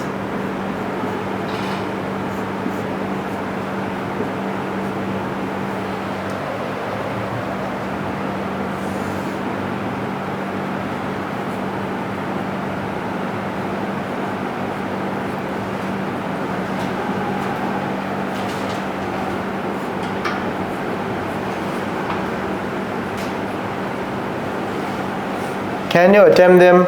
So you can use any reactant. You can use sodium hydroxide, you can use ethanolic medium sodium hydroxide, right? But you can't separately add any organic reactant. Ethanolic medium is not an organic reactant, okay? You can't add any organic reactant. For example, you can't directly add something like this. Now imagine you have here one product here, another product here. Imagine you want to add something like this directly into a chemical reaction. You can't directly add this in a step. This can't be done. No organic compound can directly be added. If you are trying to add another organic compound into alkyl halide, these are all alkyl halide based reactions, students. So if you want to add another organic part to alkyl halide, you need to first make it using this same given substance. Okay, so bit of a thinking question. I will give you 5 minutes to do this. Right? Think.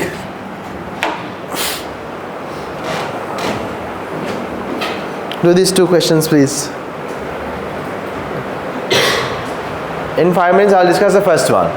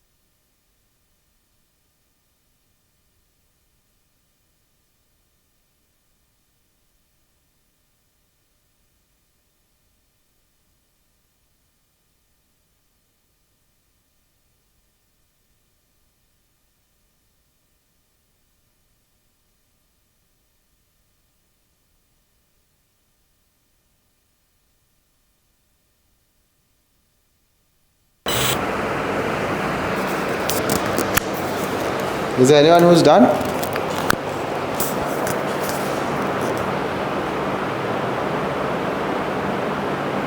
You're right with the second one. Good. But how did you get there's an organic product here. How do you get it? It's okay. I'll explain that to you. Who's done with the first one? What if I told you the first one uses things that we have done so far? First one uses everything we have done so far. And plus only one additional step is there in the first one. Only one additional step. All the rest are things that we have done.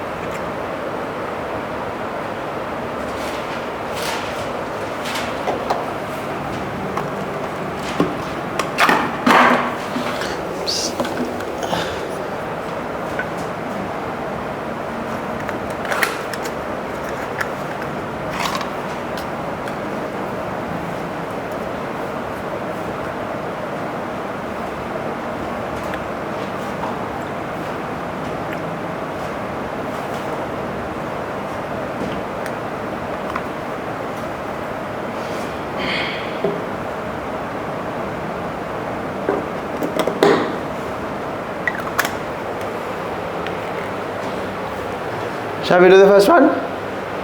Right, so take a look at the first one now. We have done something like, before we move on to the final answer here, do you see in place of bromine now here we were connected, this particular section was connected to bromine, and in place of bromine now we have a section like this, right? Oh, I'm sorry, I'm extremely sorry, students. I think there was there was a mistake here. I should have written it like this, right? Now, since there was a small mix-up, can you please attempt it now if you were struggling earlier?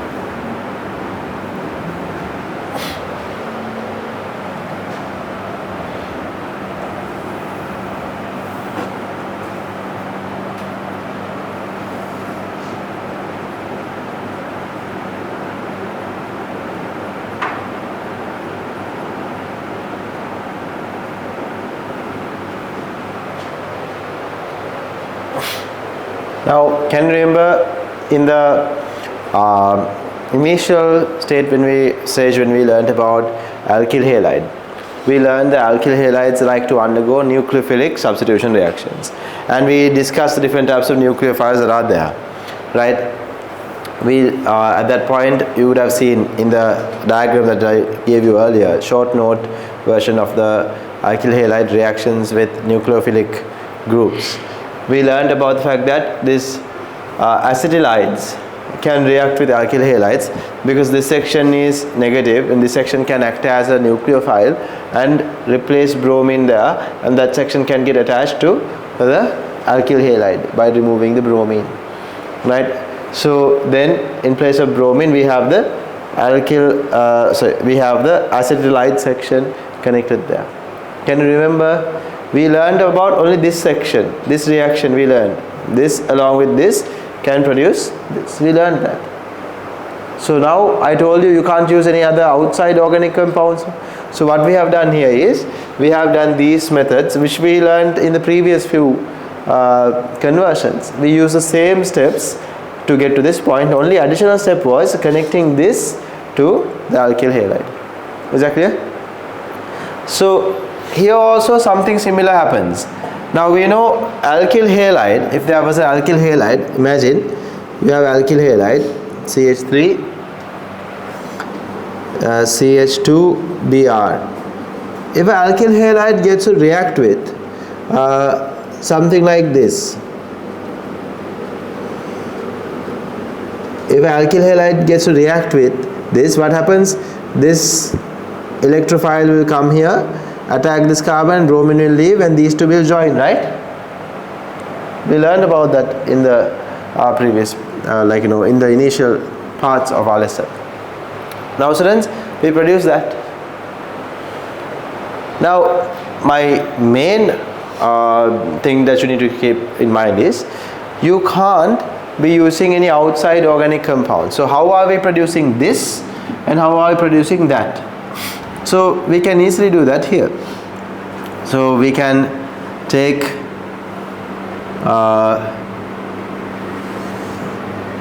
we can simply add HBr, right?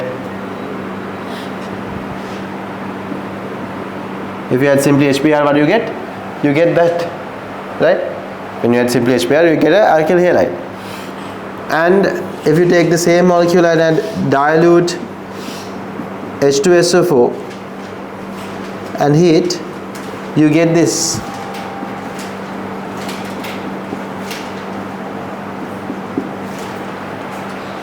And students, this part was discussed briefly. I didn't ask you to take the note down. I discussed when you have alcohol can react with sodium, right, and form sodium alkoxide. We discussed this under acetylide part as well. So if you use sodium, the hydrogen here can go off and the rest of the molecule is referred to as alkoxide ion. So sodium alkoxide will be produced. So here what we are forming is sodium alkoxide. So sodium alkoxide has this ion, negatively charged ion, that can react with the alkyl halide, can produce this. Is it understood? So the same type of reaction here, these two things can produce the final product. So if you didn't remember this part, it's okay. This I can excuse you for this, but this one you should know entirely because everything here has been discussed, has been you have taken the notes down related to these parts. So you need to know these for sure. Is that clear? So we will stop our conversions here for the time being. Anything that you would like to ask? Any questions you have?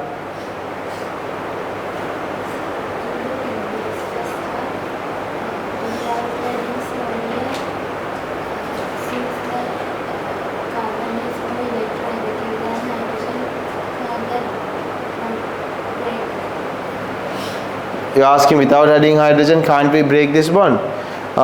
No. The thing is, this particular bond is somewhat easily broken, true.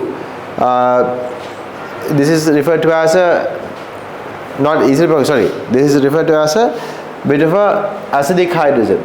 so it has a tendency to leave SH plus, but only in the presence of a sodium or NaNH2 group. Is that clear? So we learned about these are called what? Terminal hydrogen containing alkyne groups. This is a terminal hydrogen in alkyne. So these terminal hydrogens are acidic. They can leave, but for them to leave, we have to react it with something like sodium or NaNH2, right? So otherwise, it won't leave. It won't automatically break and turn into this. Is that clear? You need to have a sodium react with it. If it automatically breaks, then this will become a very acidic thing. This is not very acidic. This is very. Can't we react this with bromine? If you had bromine here, these triple bonds will break. Bromine in? Are you asking directly using this and that together? No, that is also not possible, right? Because you need to have a nucleophile produced. A negatively charged nucleophilic group should be produced. Without that, you will not be able to react this with that directly. Is that clear? So you need to remember the reaction types. We can't argue and think about, like, for example, it is logical, but logical thinking alone can't get you to the product. You need to know the actual reactions that are taking place, because logically you can think and say, they might react and then this will happen. But these reactions that you learn are reactions that we have done in the lab and seen to produce like these kind of products. Now logically you might think, they might be able to react and produce a product. But if you do it in the lab and it doesn't happen, we haven't learned about it, right? Because the reaction that doesn't happen, we don't learn about it. Is that clear? Only the reactions that actually do happen, that is recorded and properly known to happen, are taught to you. So you have to use those ones only. Okay, good question though, right? You can think and maybe think, okay, there's a polarization, can't that bond react with it and produce a final product? But if you think like that, then go and search whether we have learned about a reaction like that, right? If we haven't learned about a reaction like that, that means you can't use that here. Okay, we are only going to use the reactions we have learned in our syllabus, right? Okay, right? So copy this down. We'll do more questions later on.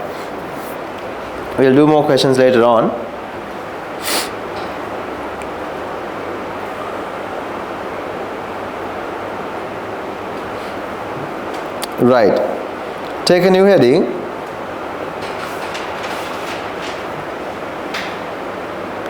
Topic 9, Unit 9.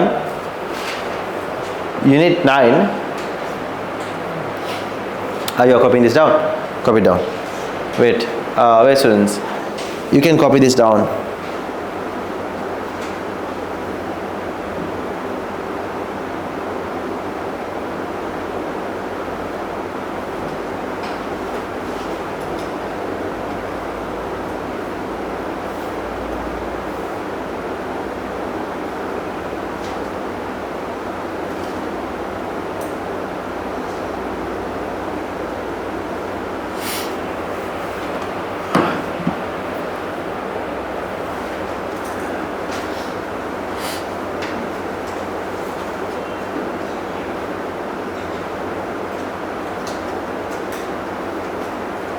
Unit 9, oxygen containing compounds.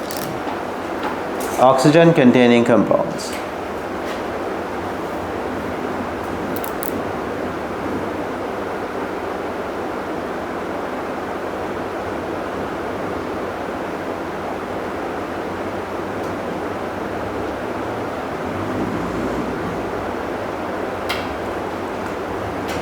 You can write. In this unit, we will learn about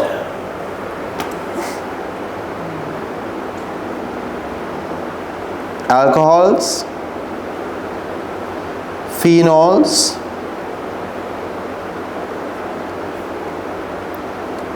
carbonyl compounds, carboxylic acids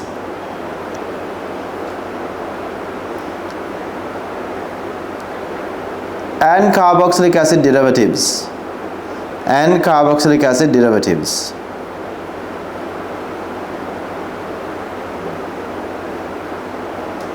Is that clear?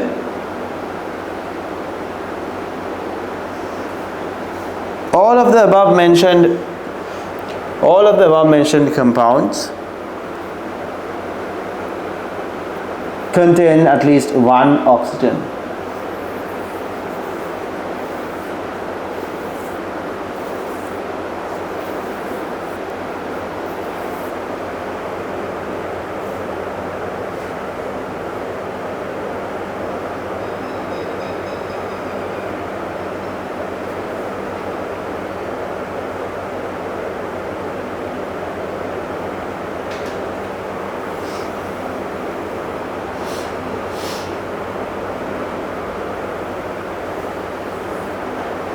Okay, right? Then take a new subheading, alcohols. Actually, it's a main heading under that unit. Take a new heading, alcohols.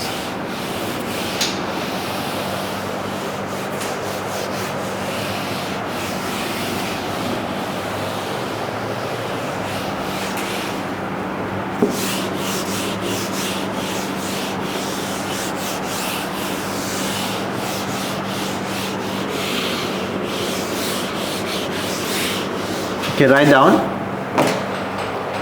Contains an OH group. Contains OH group directly linked to an alkyl group. Example, ROH.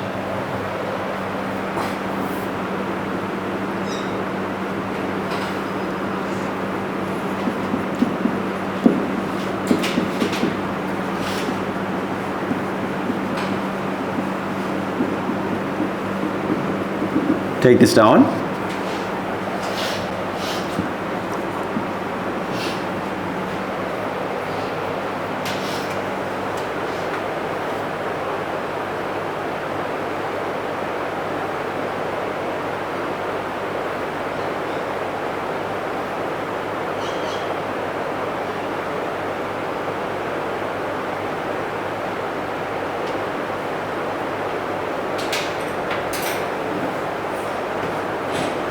Right.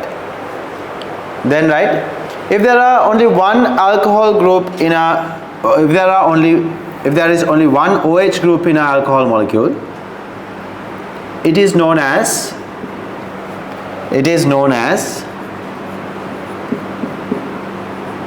a monohydric alcohol.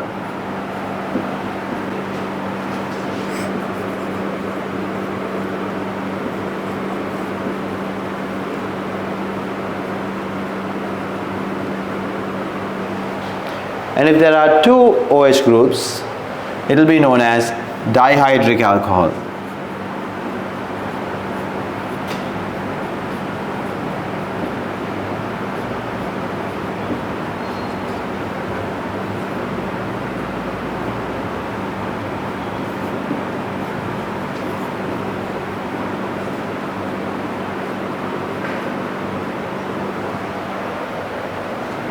If there are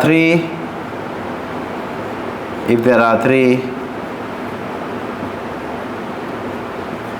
it will be known as, what is it? Trihydric. You can write that, trihydric alcohol. Trihydric. Write this down.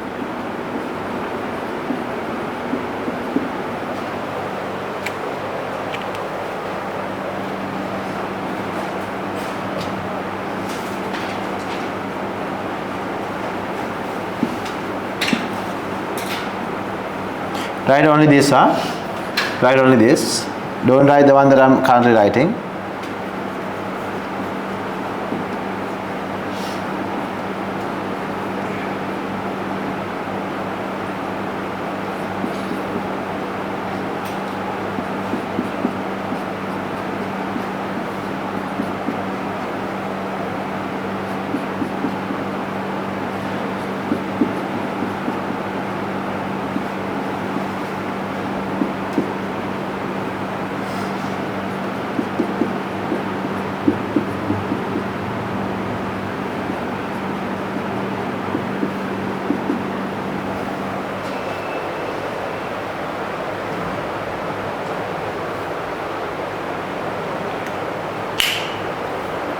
Have you done that first?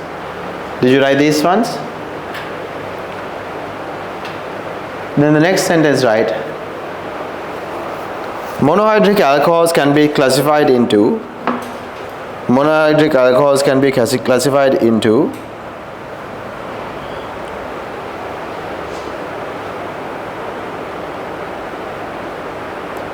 primary, secondary and tertiary alcohols, based on the number of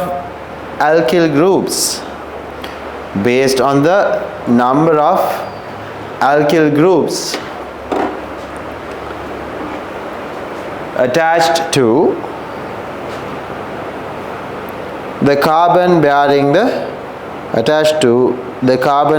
the OH group.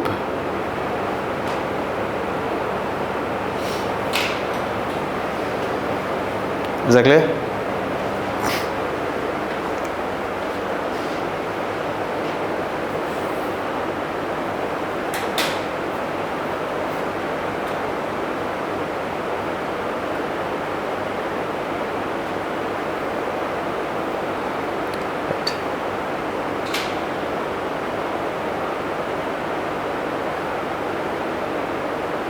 Take this down. So what is this, students? You know about primary carbocation, secondary carbocation, tertiary carbocation. Do you need to be told what is primary alcohol, secondary alcohol, tertiary alcohol here? What is this one? Primary. This one? Secondary. That one? Tertiary. Can you please write on top primary, secondary and tertiary? And then take this down. If you don't know that by now, that is a big problem, right?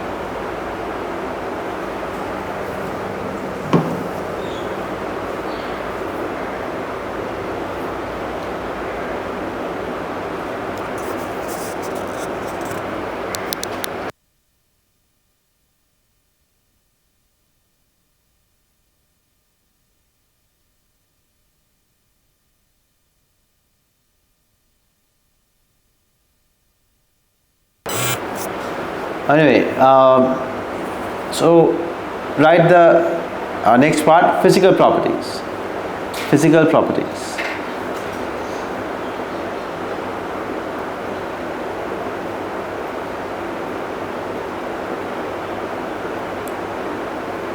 Under physical properties, please write.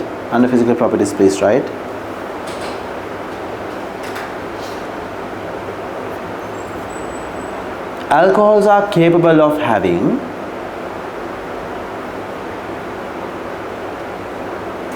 very strong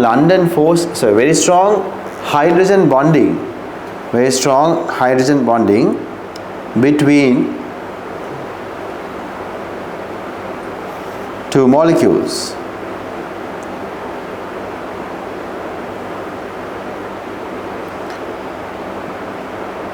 Therefore, their boiling temperatures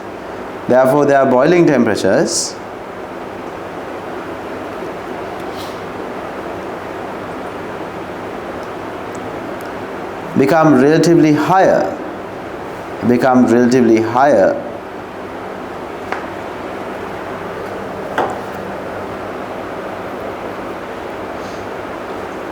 when compared with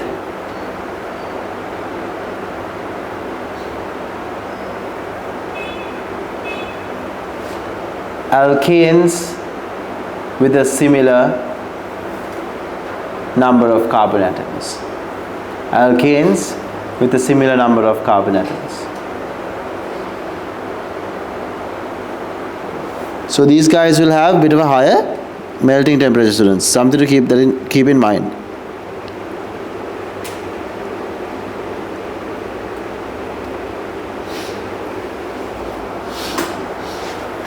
Right. So what is the reason? Hydrogen bonding. Okay. So then after that, please write solubility.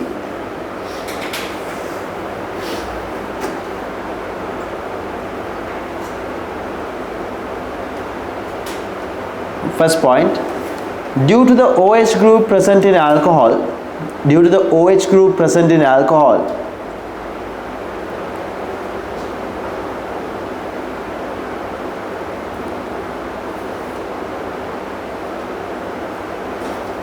they can form hydrogen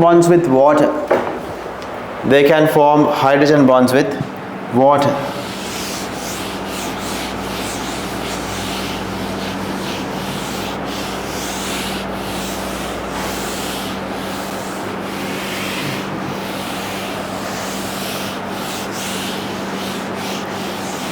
Due to this,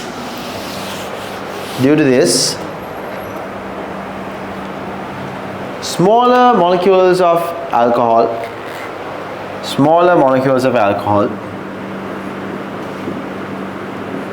dissolve in water in any proportion.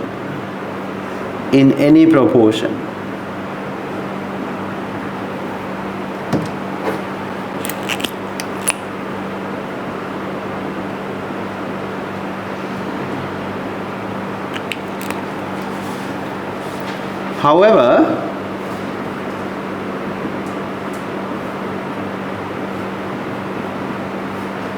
as the carbon chain of alcohols increase in length,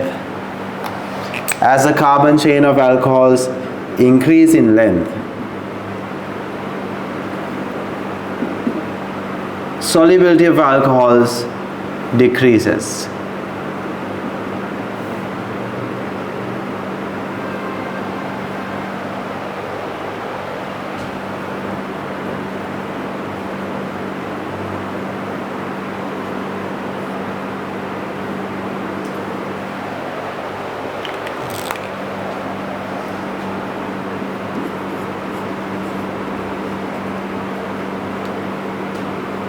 Take this down.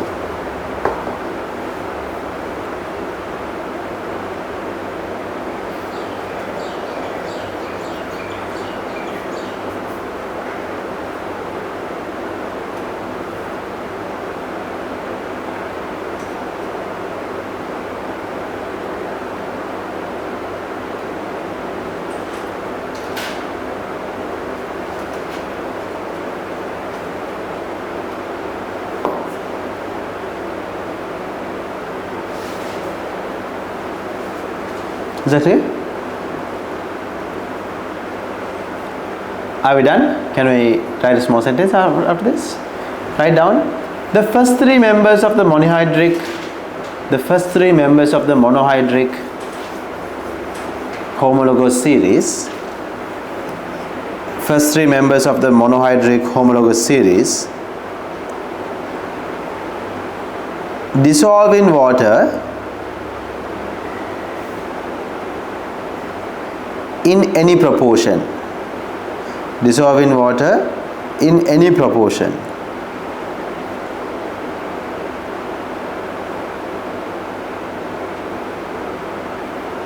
However,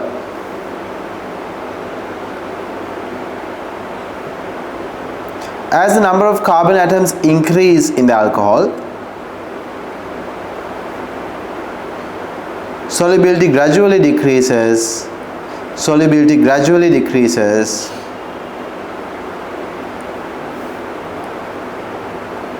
and becomes insoluble.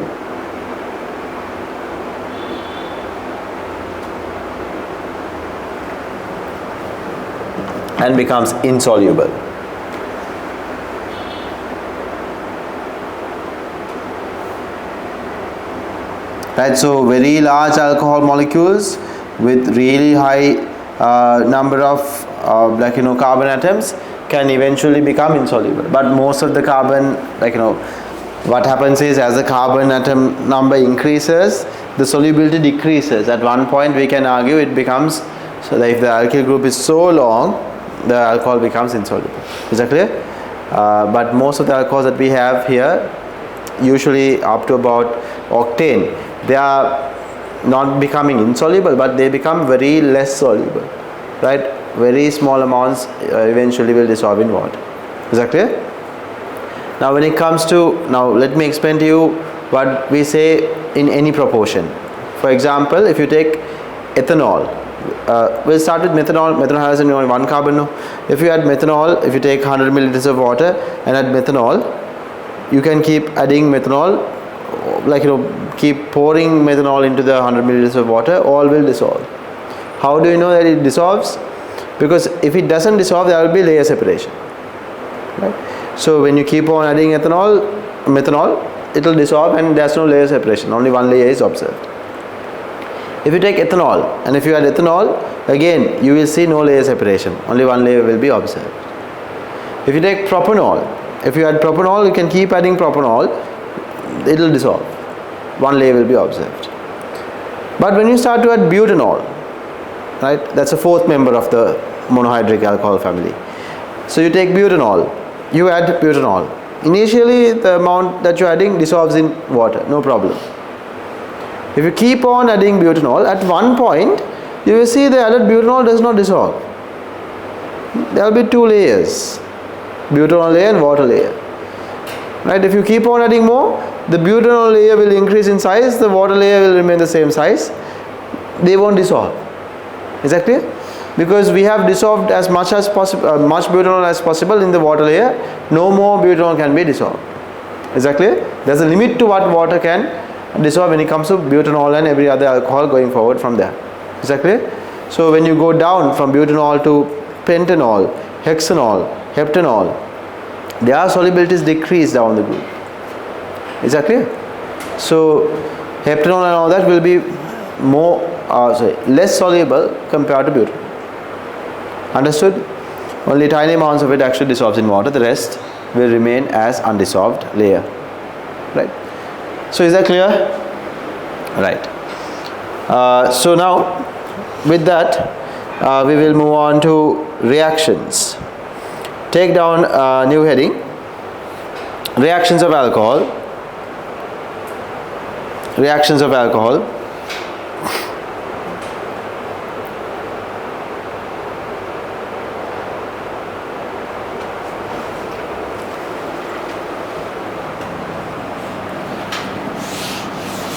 First subcategory, we are following the syllabus students, so I'll have to ask you to take this accordingly. So under reactions of alcohol, first subcategory, reactions that cleave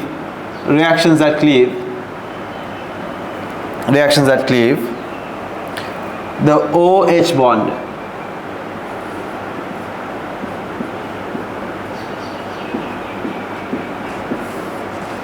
Number one, reaction with sodium. So I don't have to explain this much. We will quickly take this down and I will provide you with an explanation afterwards.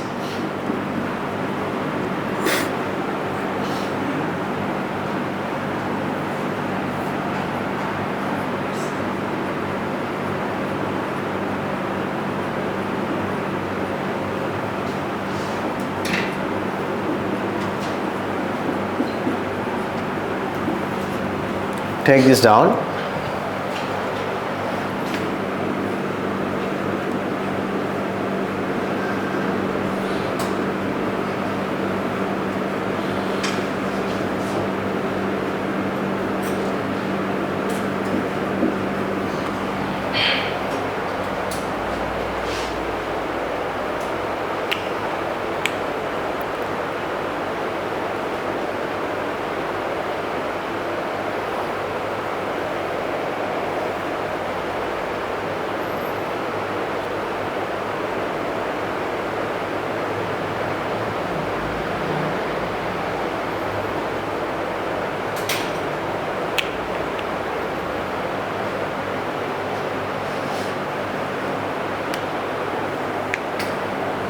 Right? So students, we learn that when we are considering the hydrogen connected with the oxygen here, obviously oxygen is a very electronegative element, so oxygen is pulling the bond electrons more towards itself, leaving the hydrogen partially positively charged. So hydrogen oxygen bond is what? Polarized. Right? So if you provide the right reagent, this can break. Right? Now students, if you take sodium is super reactive, right? Like extremely reactive. So when it comes to testing testing acids to see how acidic something is, we use a series of things. First one is sodium, right? And then we have sodium hydroxide and we have sodium carbonate, right? These are the things we use. Now we know sodium carbonate is a very weak base. It's a weak base, right? So this is a strong base. Sodium is a reactive alkali metal. So out of these three, the one that is the most reactive is this. It will react with almost anything, right? It's that reactive. Right? Any acidic, when I say anything, any acidic hydrogen, right, will react with any acidic hydrogen. Yeah, they are that reactive, right? So now, as you go down this, like chemical atoms and like compounds that I have given here, we have given some compounds and element here. As we go down this series, the reactivity has decreased, right? Or basicity also is decreasing. So only the when it comes to sodium atom, it can react with any type of acidic hydrogen. But since this is very weak, this can only react with somewhat moderately acidic substances, right? Acidity should be somewhat high for them to react with this. If the acidity is very low, they can't react with sodium carbonate. Is that clear? So over here, sodium can react with even very weakly acidic ones. Even very weakly acidic ones.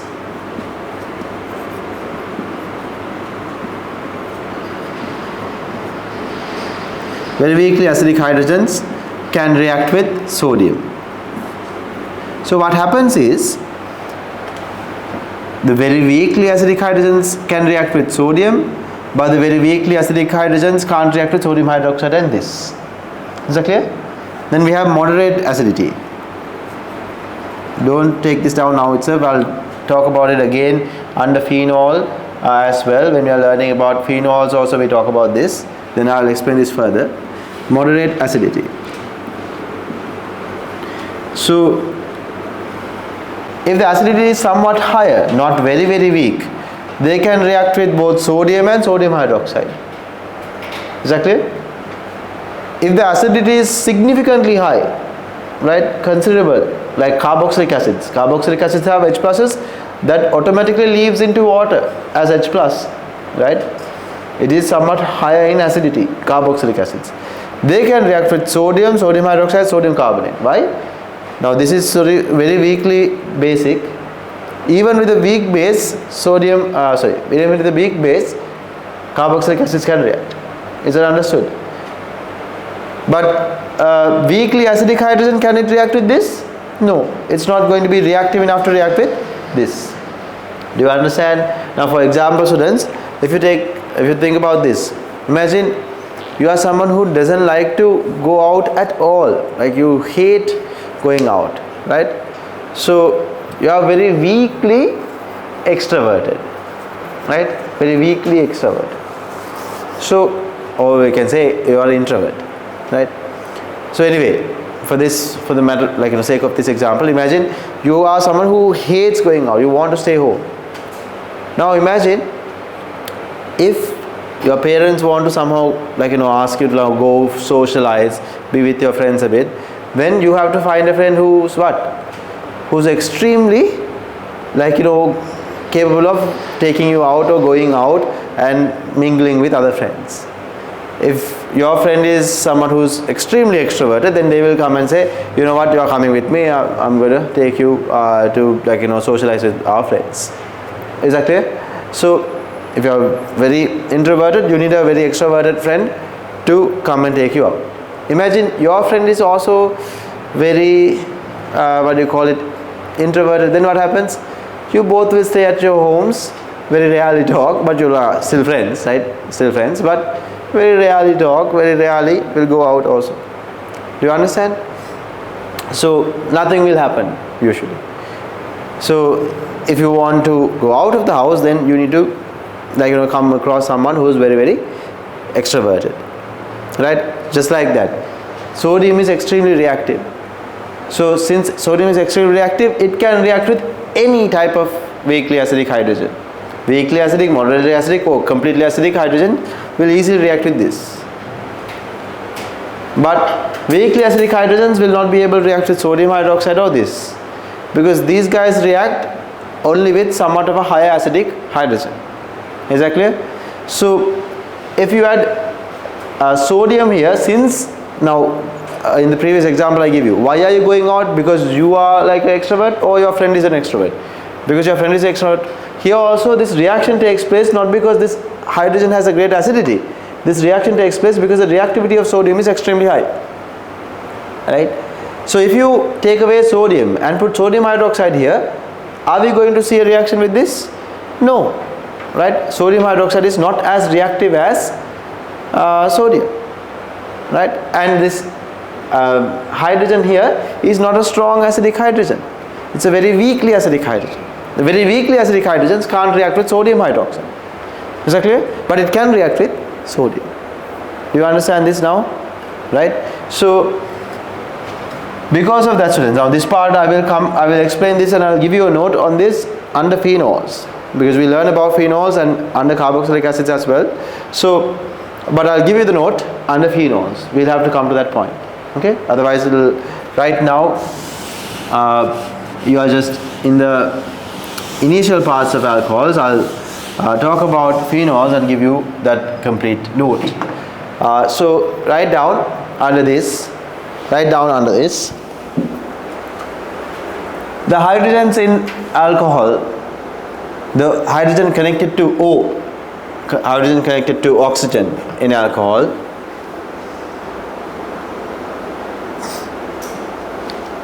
shows a very weak acidity. Shows a very weak acidity. Therefore, it can only react with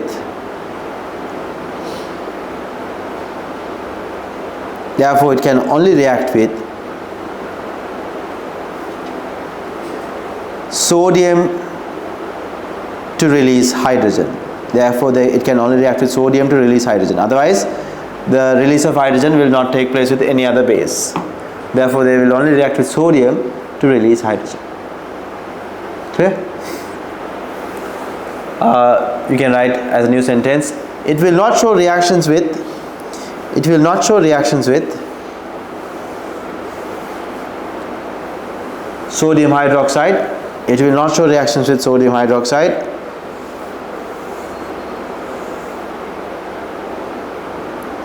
Or sodium carbonate. Or sodium carbonate. Okay? Right. Then the second reaction, yes, esterification.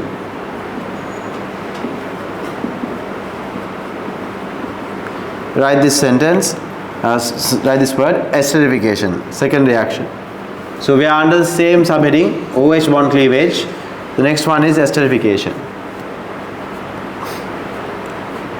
Okay? I need to erase the board, students.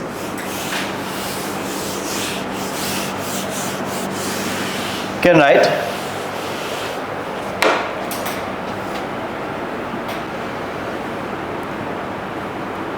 Alcohols can react with carboxylic acids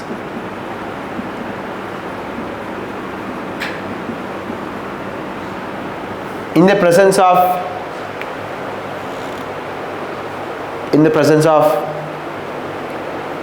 conch, sulfuric and heat. In the presence of conch, sulfuric and heat,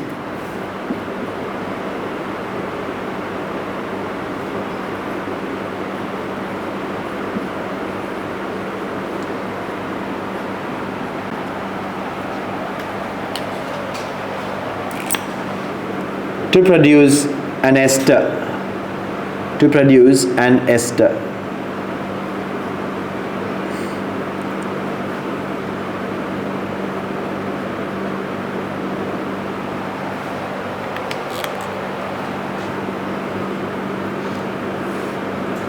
This is a reversible reaction. That means we can, just as we form this, we can break it using the same catalyst, which is, catalyst is here sulfuric. This is the catalyst.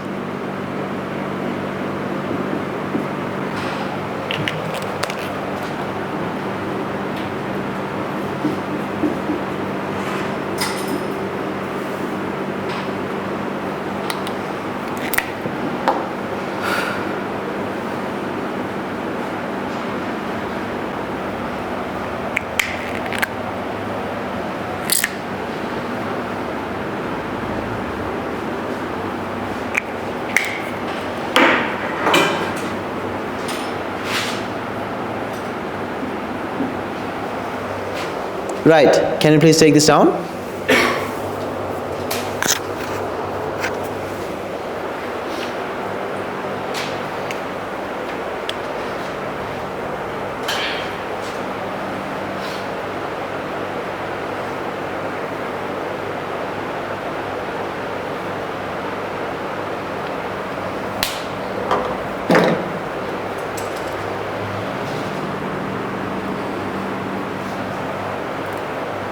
I use two different colors for a reason, so if you can, please do use two different colors.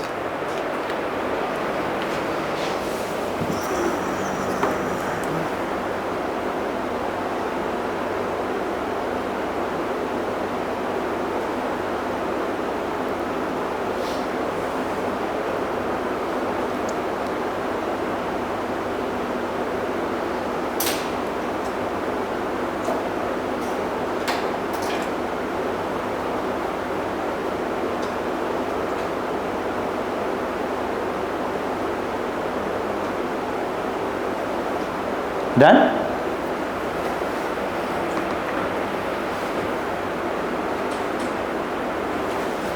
Now students, what has happened here is the bond here has gotten broken along with the carboxylic acid OH group here. So this hydrogen and the OH group here has joined together to form H2O. Actually, the mechanism is a bit more complex than that, but we usually think in that way so that we can see the very clear cleavage of the oxygen hydrogen bond here. And here in the ester that is formed, this is called a ester. This is called a ester. If I give you the proper name here, this is referred to as methyl ethanoate. This is an ester. This is an ester. Of course, this is water. So, do you see the oxygen hydrogen bond broke in the alcohol? Is that clear? Remember this. You need to keep this in mind. Okay. Now, wait. Another reaction is there. So, this is reaction number 1. Under this. There's another type of reaction that is referred to as, now this is carboxylic acid plus alcohol, but if you get a acyl chloride, which is a derivative of carboxylic acid, we can make this using carboxylic acid. But these ones are a bit more reactive than carboxylic acid. This one is more reactive than this. So this is like a faster reacting thing. So this also can react the same way.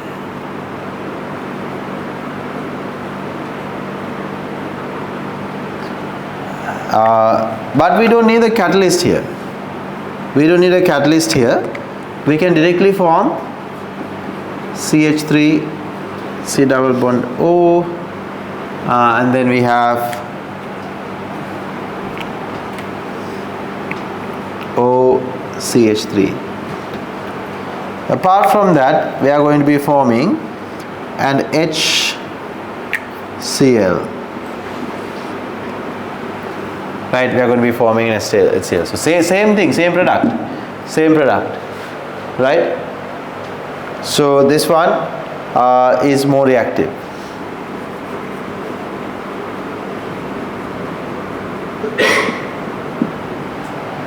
Is that clear?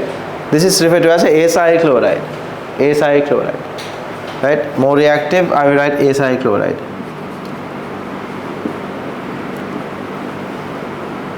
If you want the name, this particular molecule is known as ethanoyl chloride.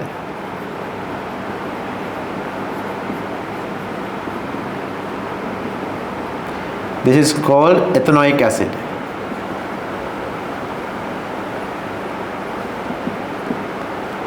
Okay, so same story here. You can see the hydrogen here leaves with the Cl there and forms HCl.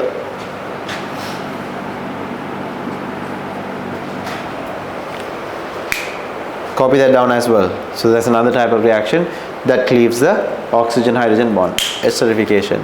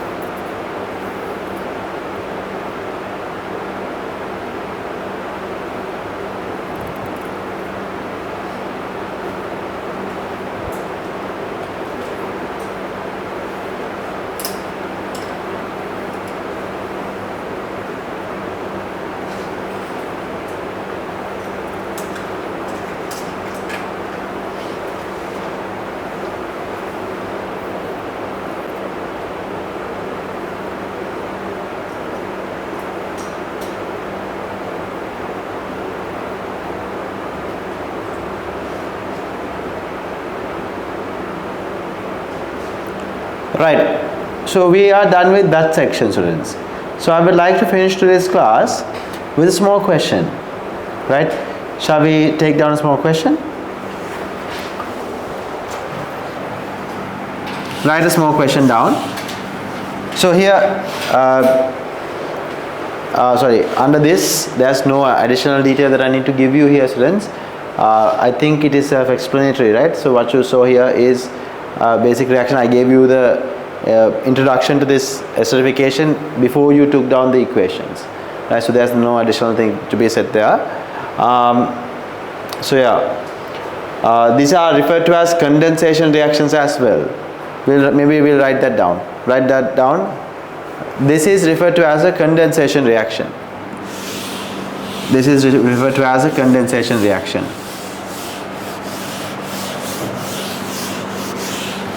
Can write. Condensation reaction is a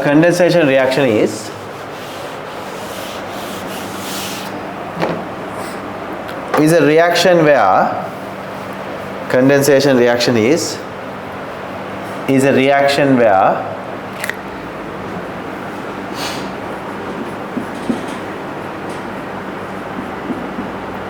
two large molecules are joined to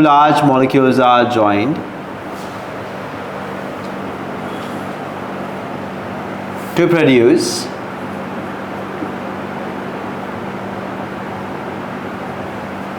one large molecule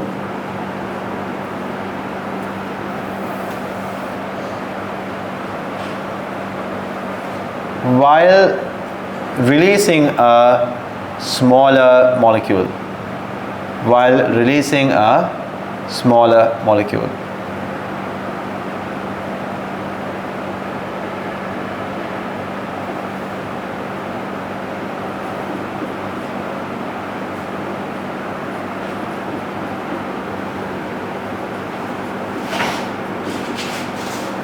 Write a new question down now on a separate page.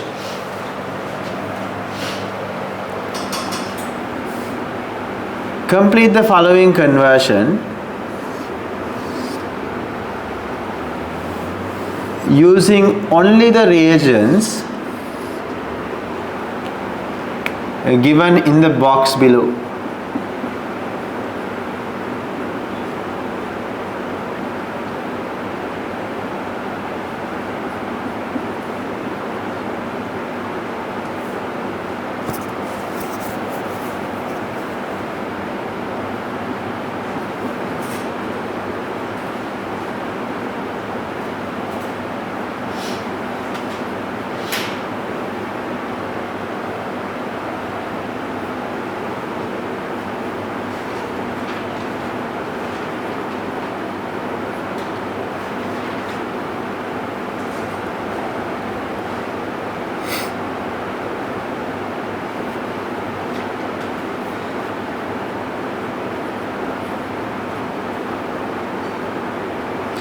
So sometimes, students, we do include things that you might not need as well. So that's the nature of it, right? So keep that in mind.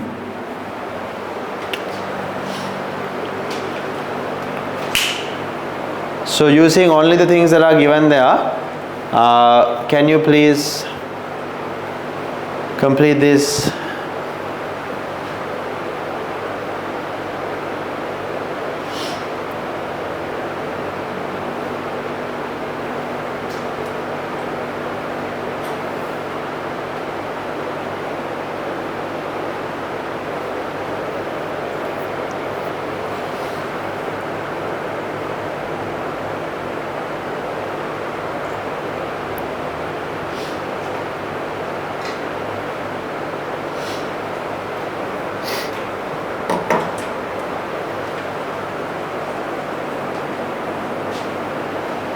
Students, you don't always have to start here, okay? We can think about what we need here. What is this ester? We just learned, right? So, what produces this ester? Can you figure it out? Now, we just wrote down ester, no? So, you break it, like, you break it again back and see what could this be present here, what could this be present here, because those two are reacting together to produce this, no? What produces an ester? Usually carboxylic acid and alcohol. So you have to figure out which one is the alcohol, which one is the carboxylic acid, right? And then sorry, there's an oxygen missing here. So this is what the carboxylic acid we need. Sorry about that, students. So we have the carboxylic acid already. Then we have to figure out what the alcohol we need is, and then focus on producing those, right? So you can start from that corner, or you can start from here and work your way there, right? The carboxylic acid is already given to you, so your troubles are less.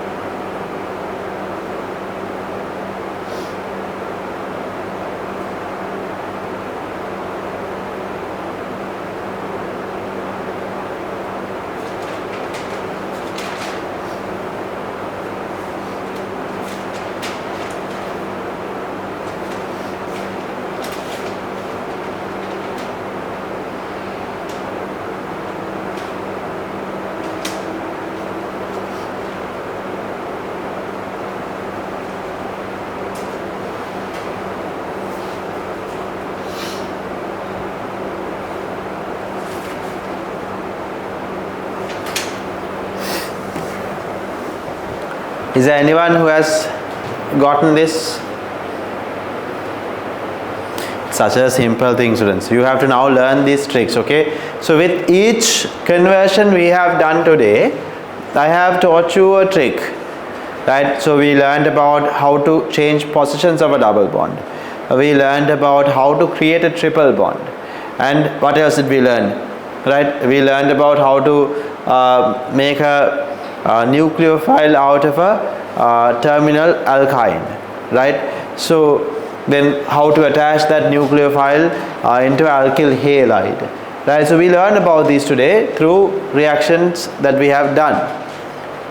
Now, I think this is enough time. I have provided you with enough time to do this.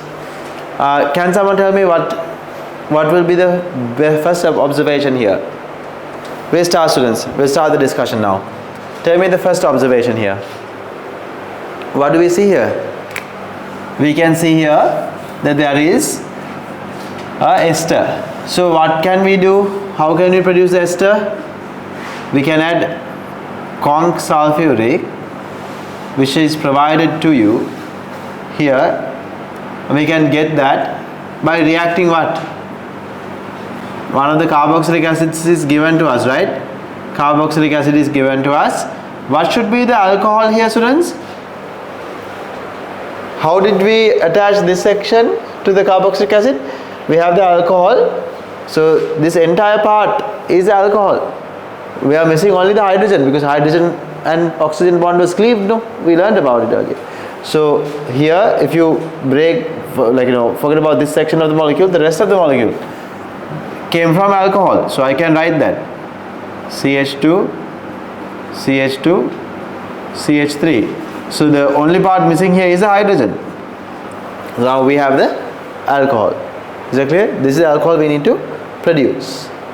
This one was already given to you, right? It's in the reagent list given to you. We need to produce this one. Starting from what? Starting from this. Is that clear? So now we have bromine here. If I add aqueous sodium hydroxide, what happens? This Br will become OH. But do I need the OH here or here? In a corner or in the middle? In a corner, no? So then in adding now here we have potassium hydroxide. You can use that, right? Can we use aqueous potassium hydroxide here? Yes, potassium hydroxide and water. Aqueous potassium hydroxide. Instead of sodium hydroxide, we can use potassium hydroxide. Aqueous base, right? So here, but we can't do that here. Doing it will not do anything good to us. We don't get what we want. So that means we need to change the position of the Br here, or we need to somehow get a OH here. We don't know how, but we can somehow try and get a OH here, right? So we'll first get rid of the Br. We will write ethanolic KOH. KOH and ethanol. What happens then? We will do a elimination reaction, right? Then we can add, let's say, something to get a OH back. Now how can we get a OH back? We can just add dilute sulfuric acid and heat. Yes, I haven't given you dilute sulfuric, I have given you sulfuric and water. So if you add sulfuric and water, you can get what? An OH. But if you are adding OH, where does the OH go? And where now, when you are adding a OH here, basically what we are adding is OH and a hydrogen. So where does the OH go? Or where does the hydrogen go? Hydrogen goes to the place where there is more hydrogen. No? OH goes to the place where there is less hydrogen. So again OH comes here. Again we don't get what we want. So can we add dilute sulfuric here? No. Right. But we can again add HBr, right? Why do I say I can add again HBr? Because if I add HBr here, hydrogen goes to this place and Br goes to this place. Did I make a mistake? No. If I add HBr here, hydrogen goes here, Br goes here. It's getting us the same thing now. Then why do we add HBr? Under HBr addition, we learned about Markovnikov's rule and anti-Markovnikov's rule. Can you remember? If you just add HBr, bromine goes to the place where there's less hydrogen, hydrogen goes to the place where there's more hydrogen. That means hydrogen goes here, bromine goes here. But if I add HBr with the presence of a peroxide, H2O2, or we have organic peroxide given here, right? ROOR, that's a peroxide. If you haven't seen one, you can see now. So if you add a organic peroxide, students, or even hydrogen peroxide if it is given to you, then what happens is anti-Markovnikov's addition takes place. Instead of adding the hydrogen here, I will add the hydrogen here. Now there's only CH. After adding the hydrogen, it becomes CH2. And the bromine goes not here, but here. Is that clear? We switch. So the bromine goes here. Right? Is that clear? Now we can simply convert the bromine into alcohol. How do we convert bromine into alcohol? We can add KOH and water, KOH in aqueous medium, or sodium hydroxide in aqueous medium, but I haven't given you sodium hydroxide. Is that clear? Do you understand? So KOH and water is aqueous KOH. Aqueous KOH will do a substitution reaction and will produce that. Is that understood now? And this and the carboxylic acid given along with the concentrated sulfuric acid will form the ester. Is that clear now? Understood? Right? You should be able to do these things easily. Any questions? Right? So the whole peroxide reaction is very useful. Remember that. Right? So when you do HBr addition, if you are adding peroxide along with it, like place where the bromine usually gets added gets switched. Is that clear? Usually we add bromine to the place where there is less hydrogen, no? In this case it will be the opposite. So we get to this instead of that. And then we change this alkyl group into a OH group. These are the same molecule, students. I have written this one like this and the other one flipped, but it's the same molecule, okay? With the bromine group switched. Bromine group replaced with OH. Take that down, please.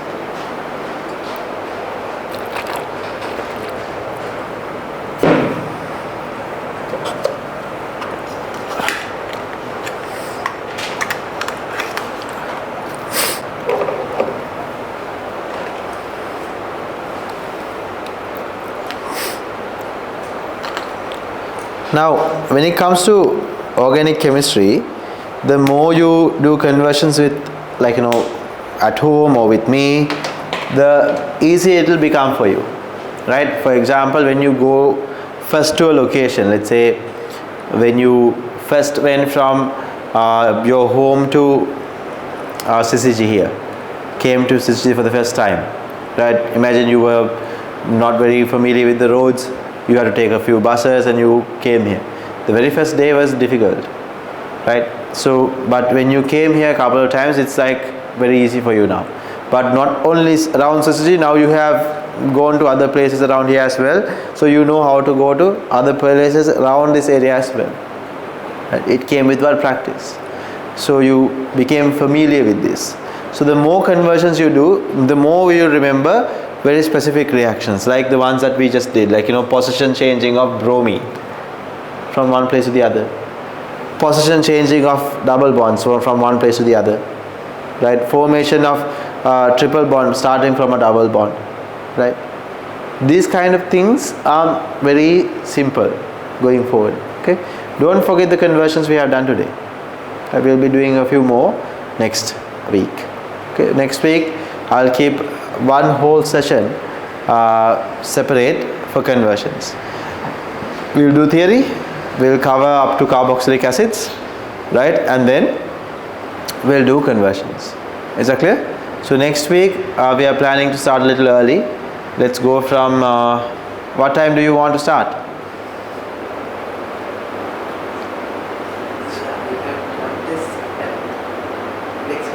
Oh, is that why you all have term test these days?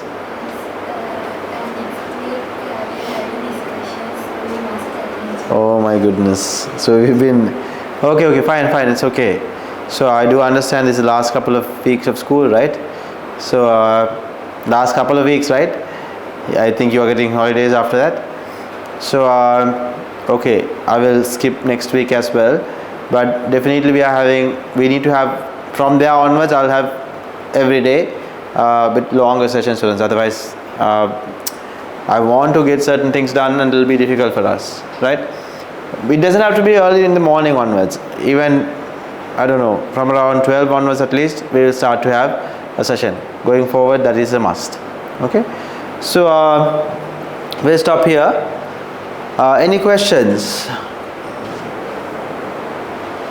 Any questions? Alright everyone, so that will be all for today then. I'll see you all again next week. I will send you some conversions as well. I'll try to complete them at home, right? So if you have any questions, feel free to reach out. Alright everyone, good night then. See you all.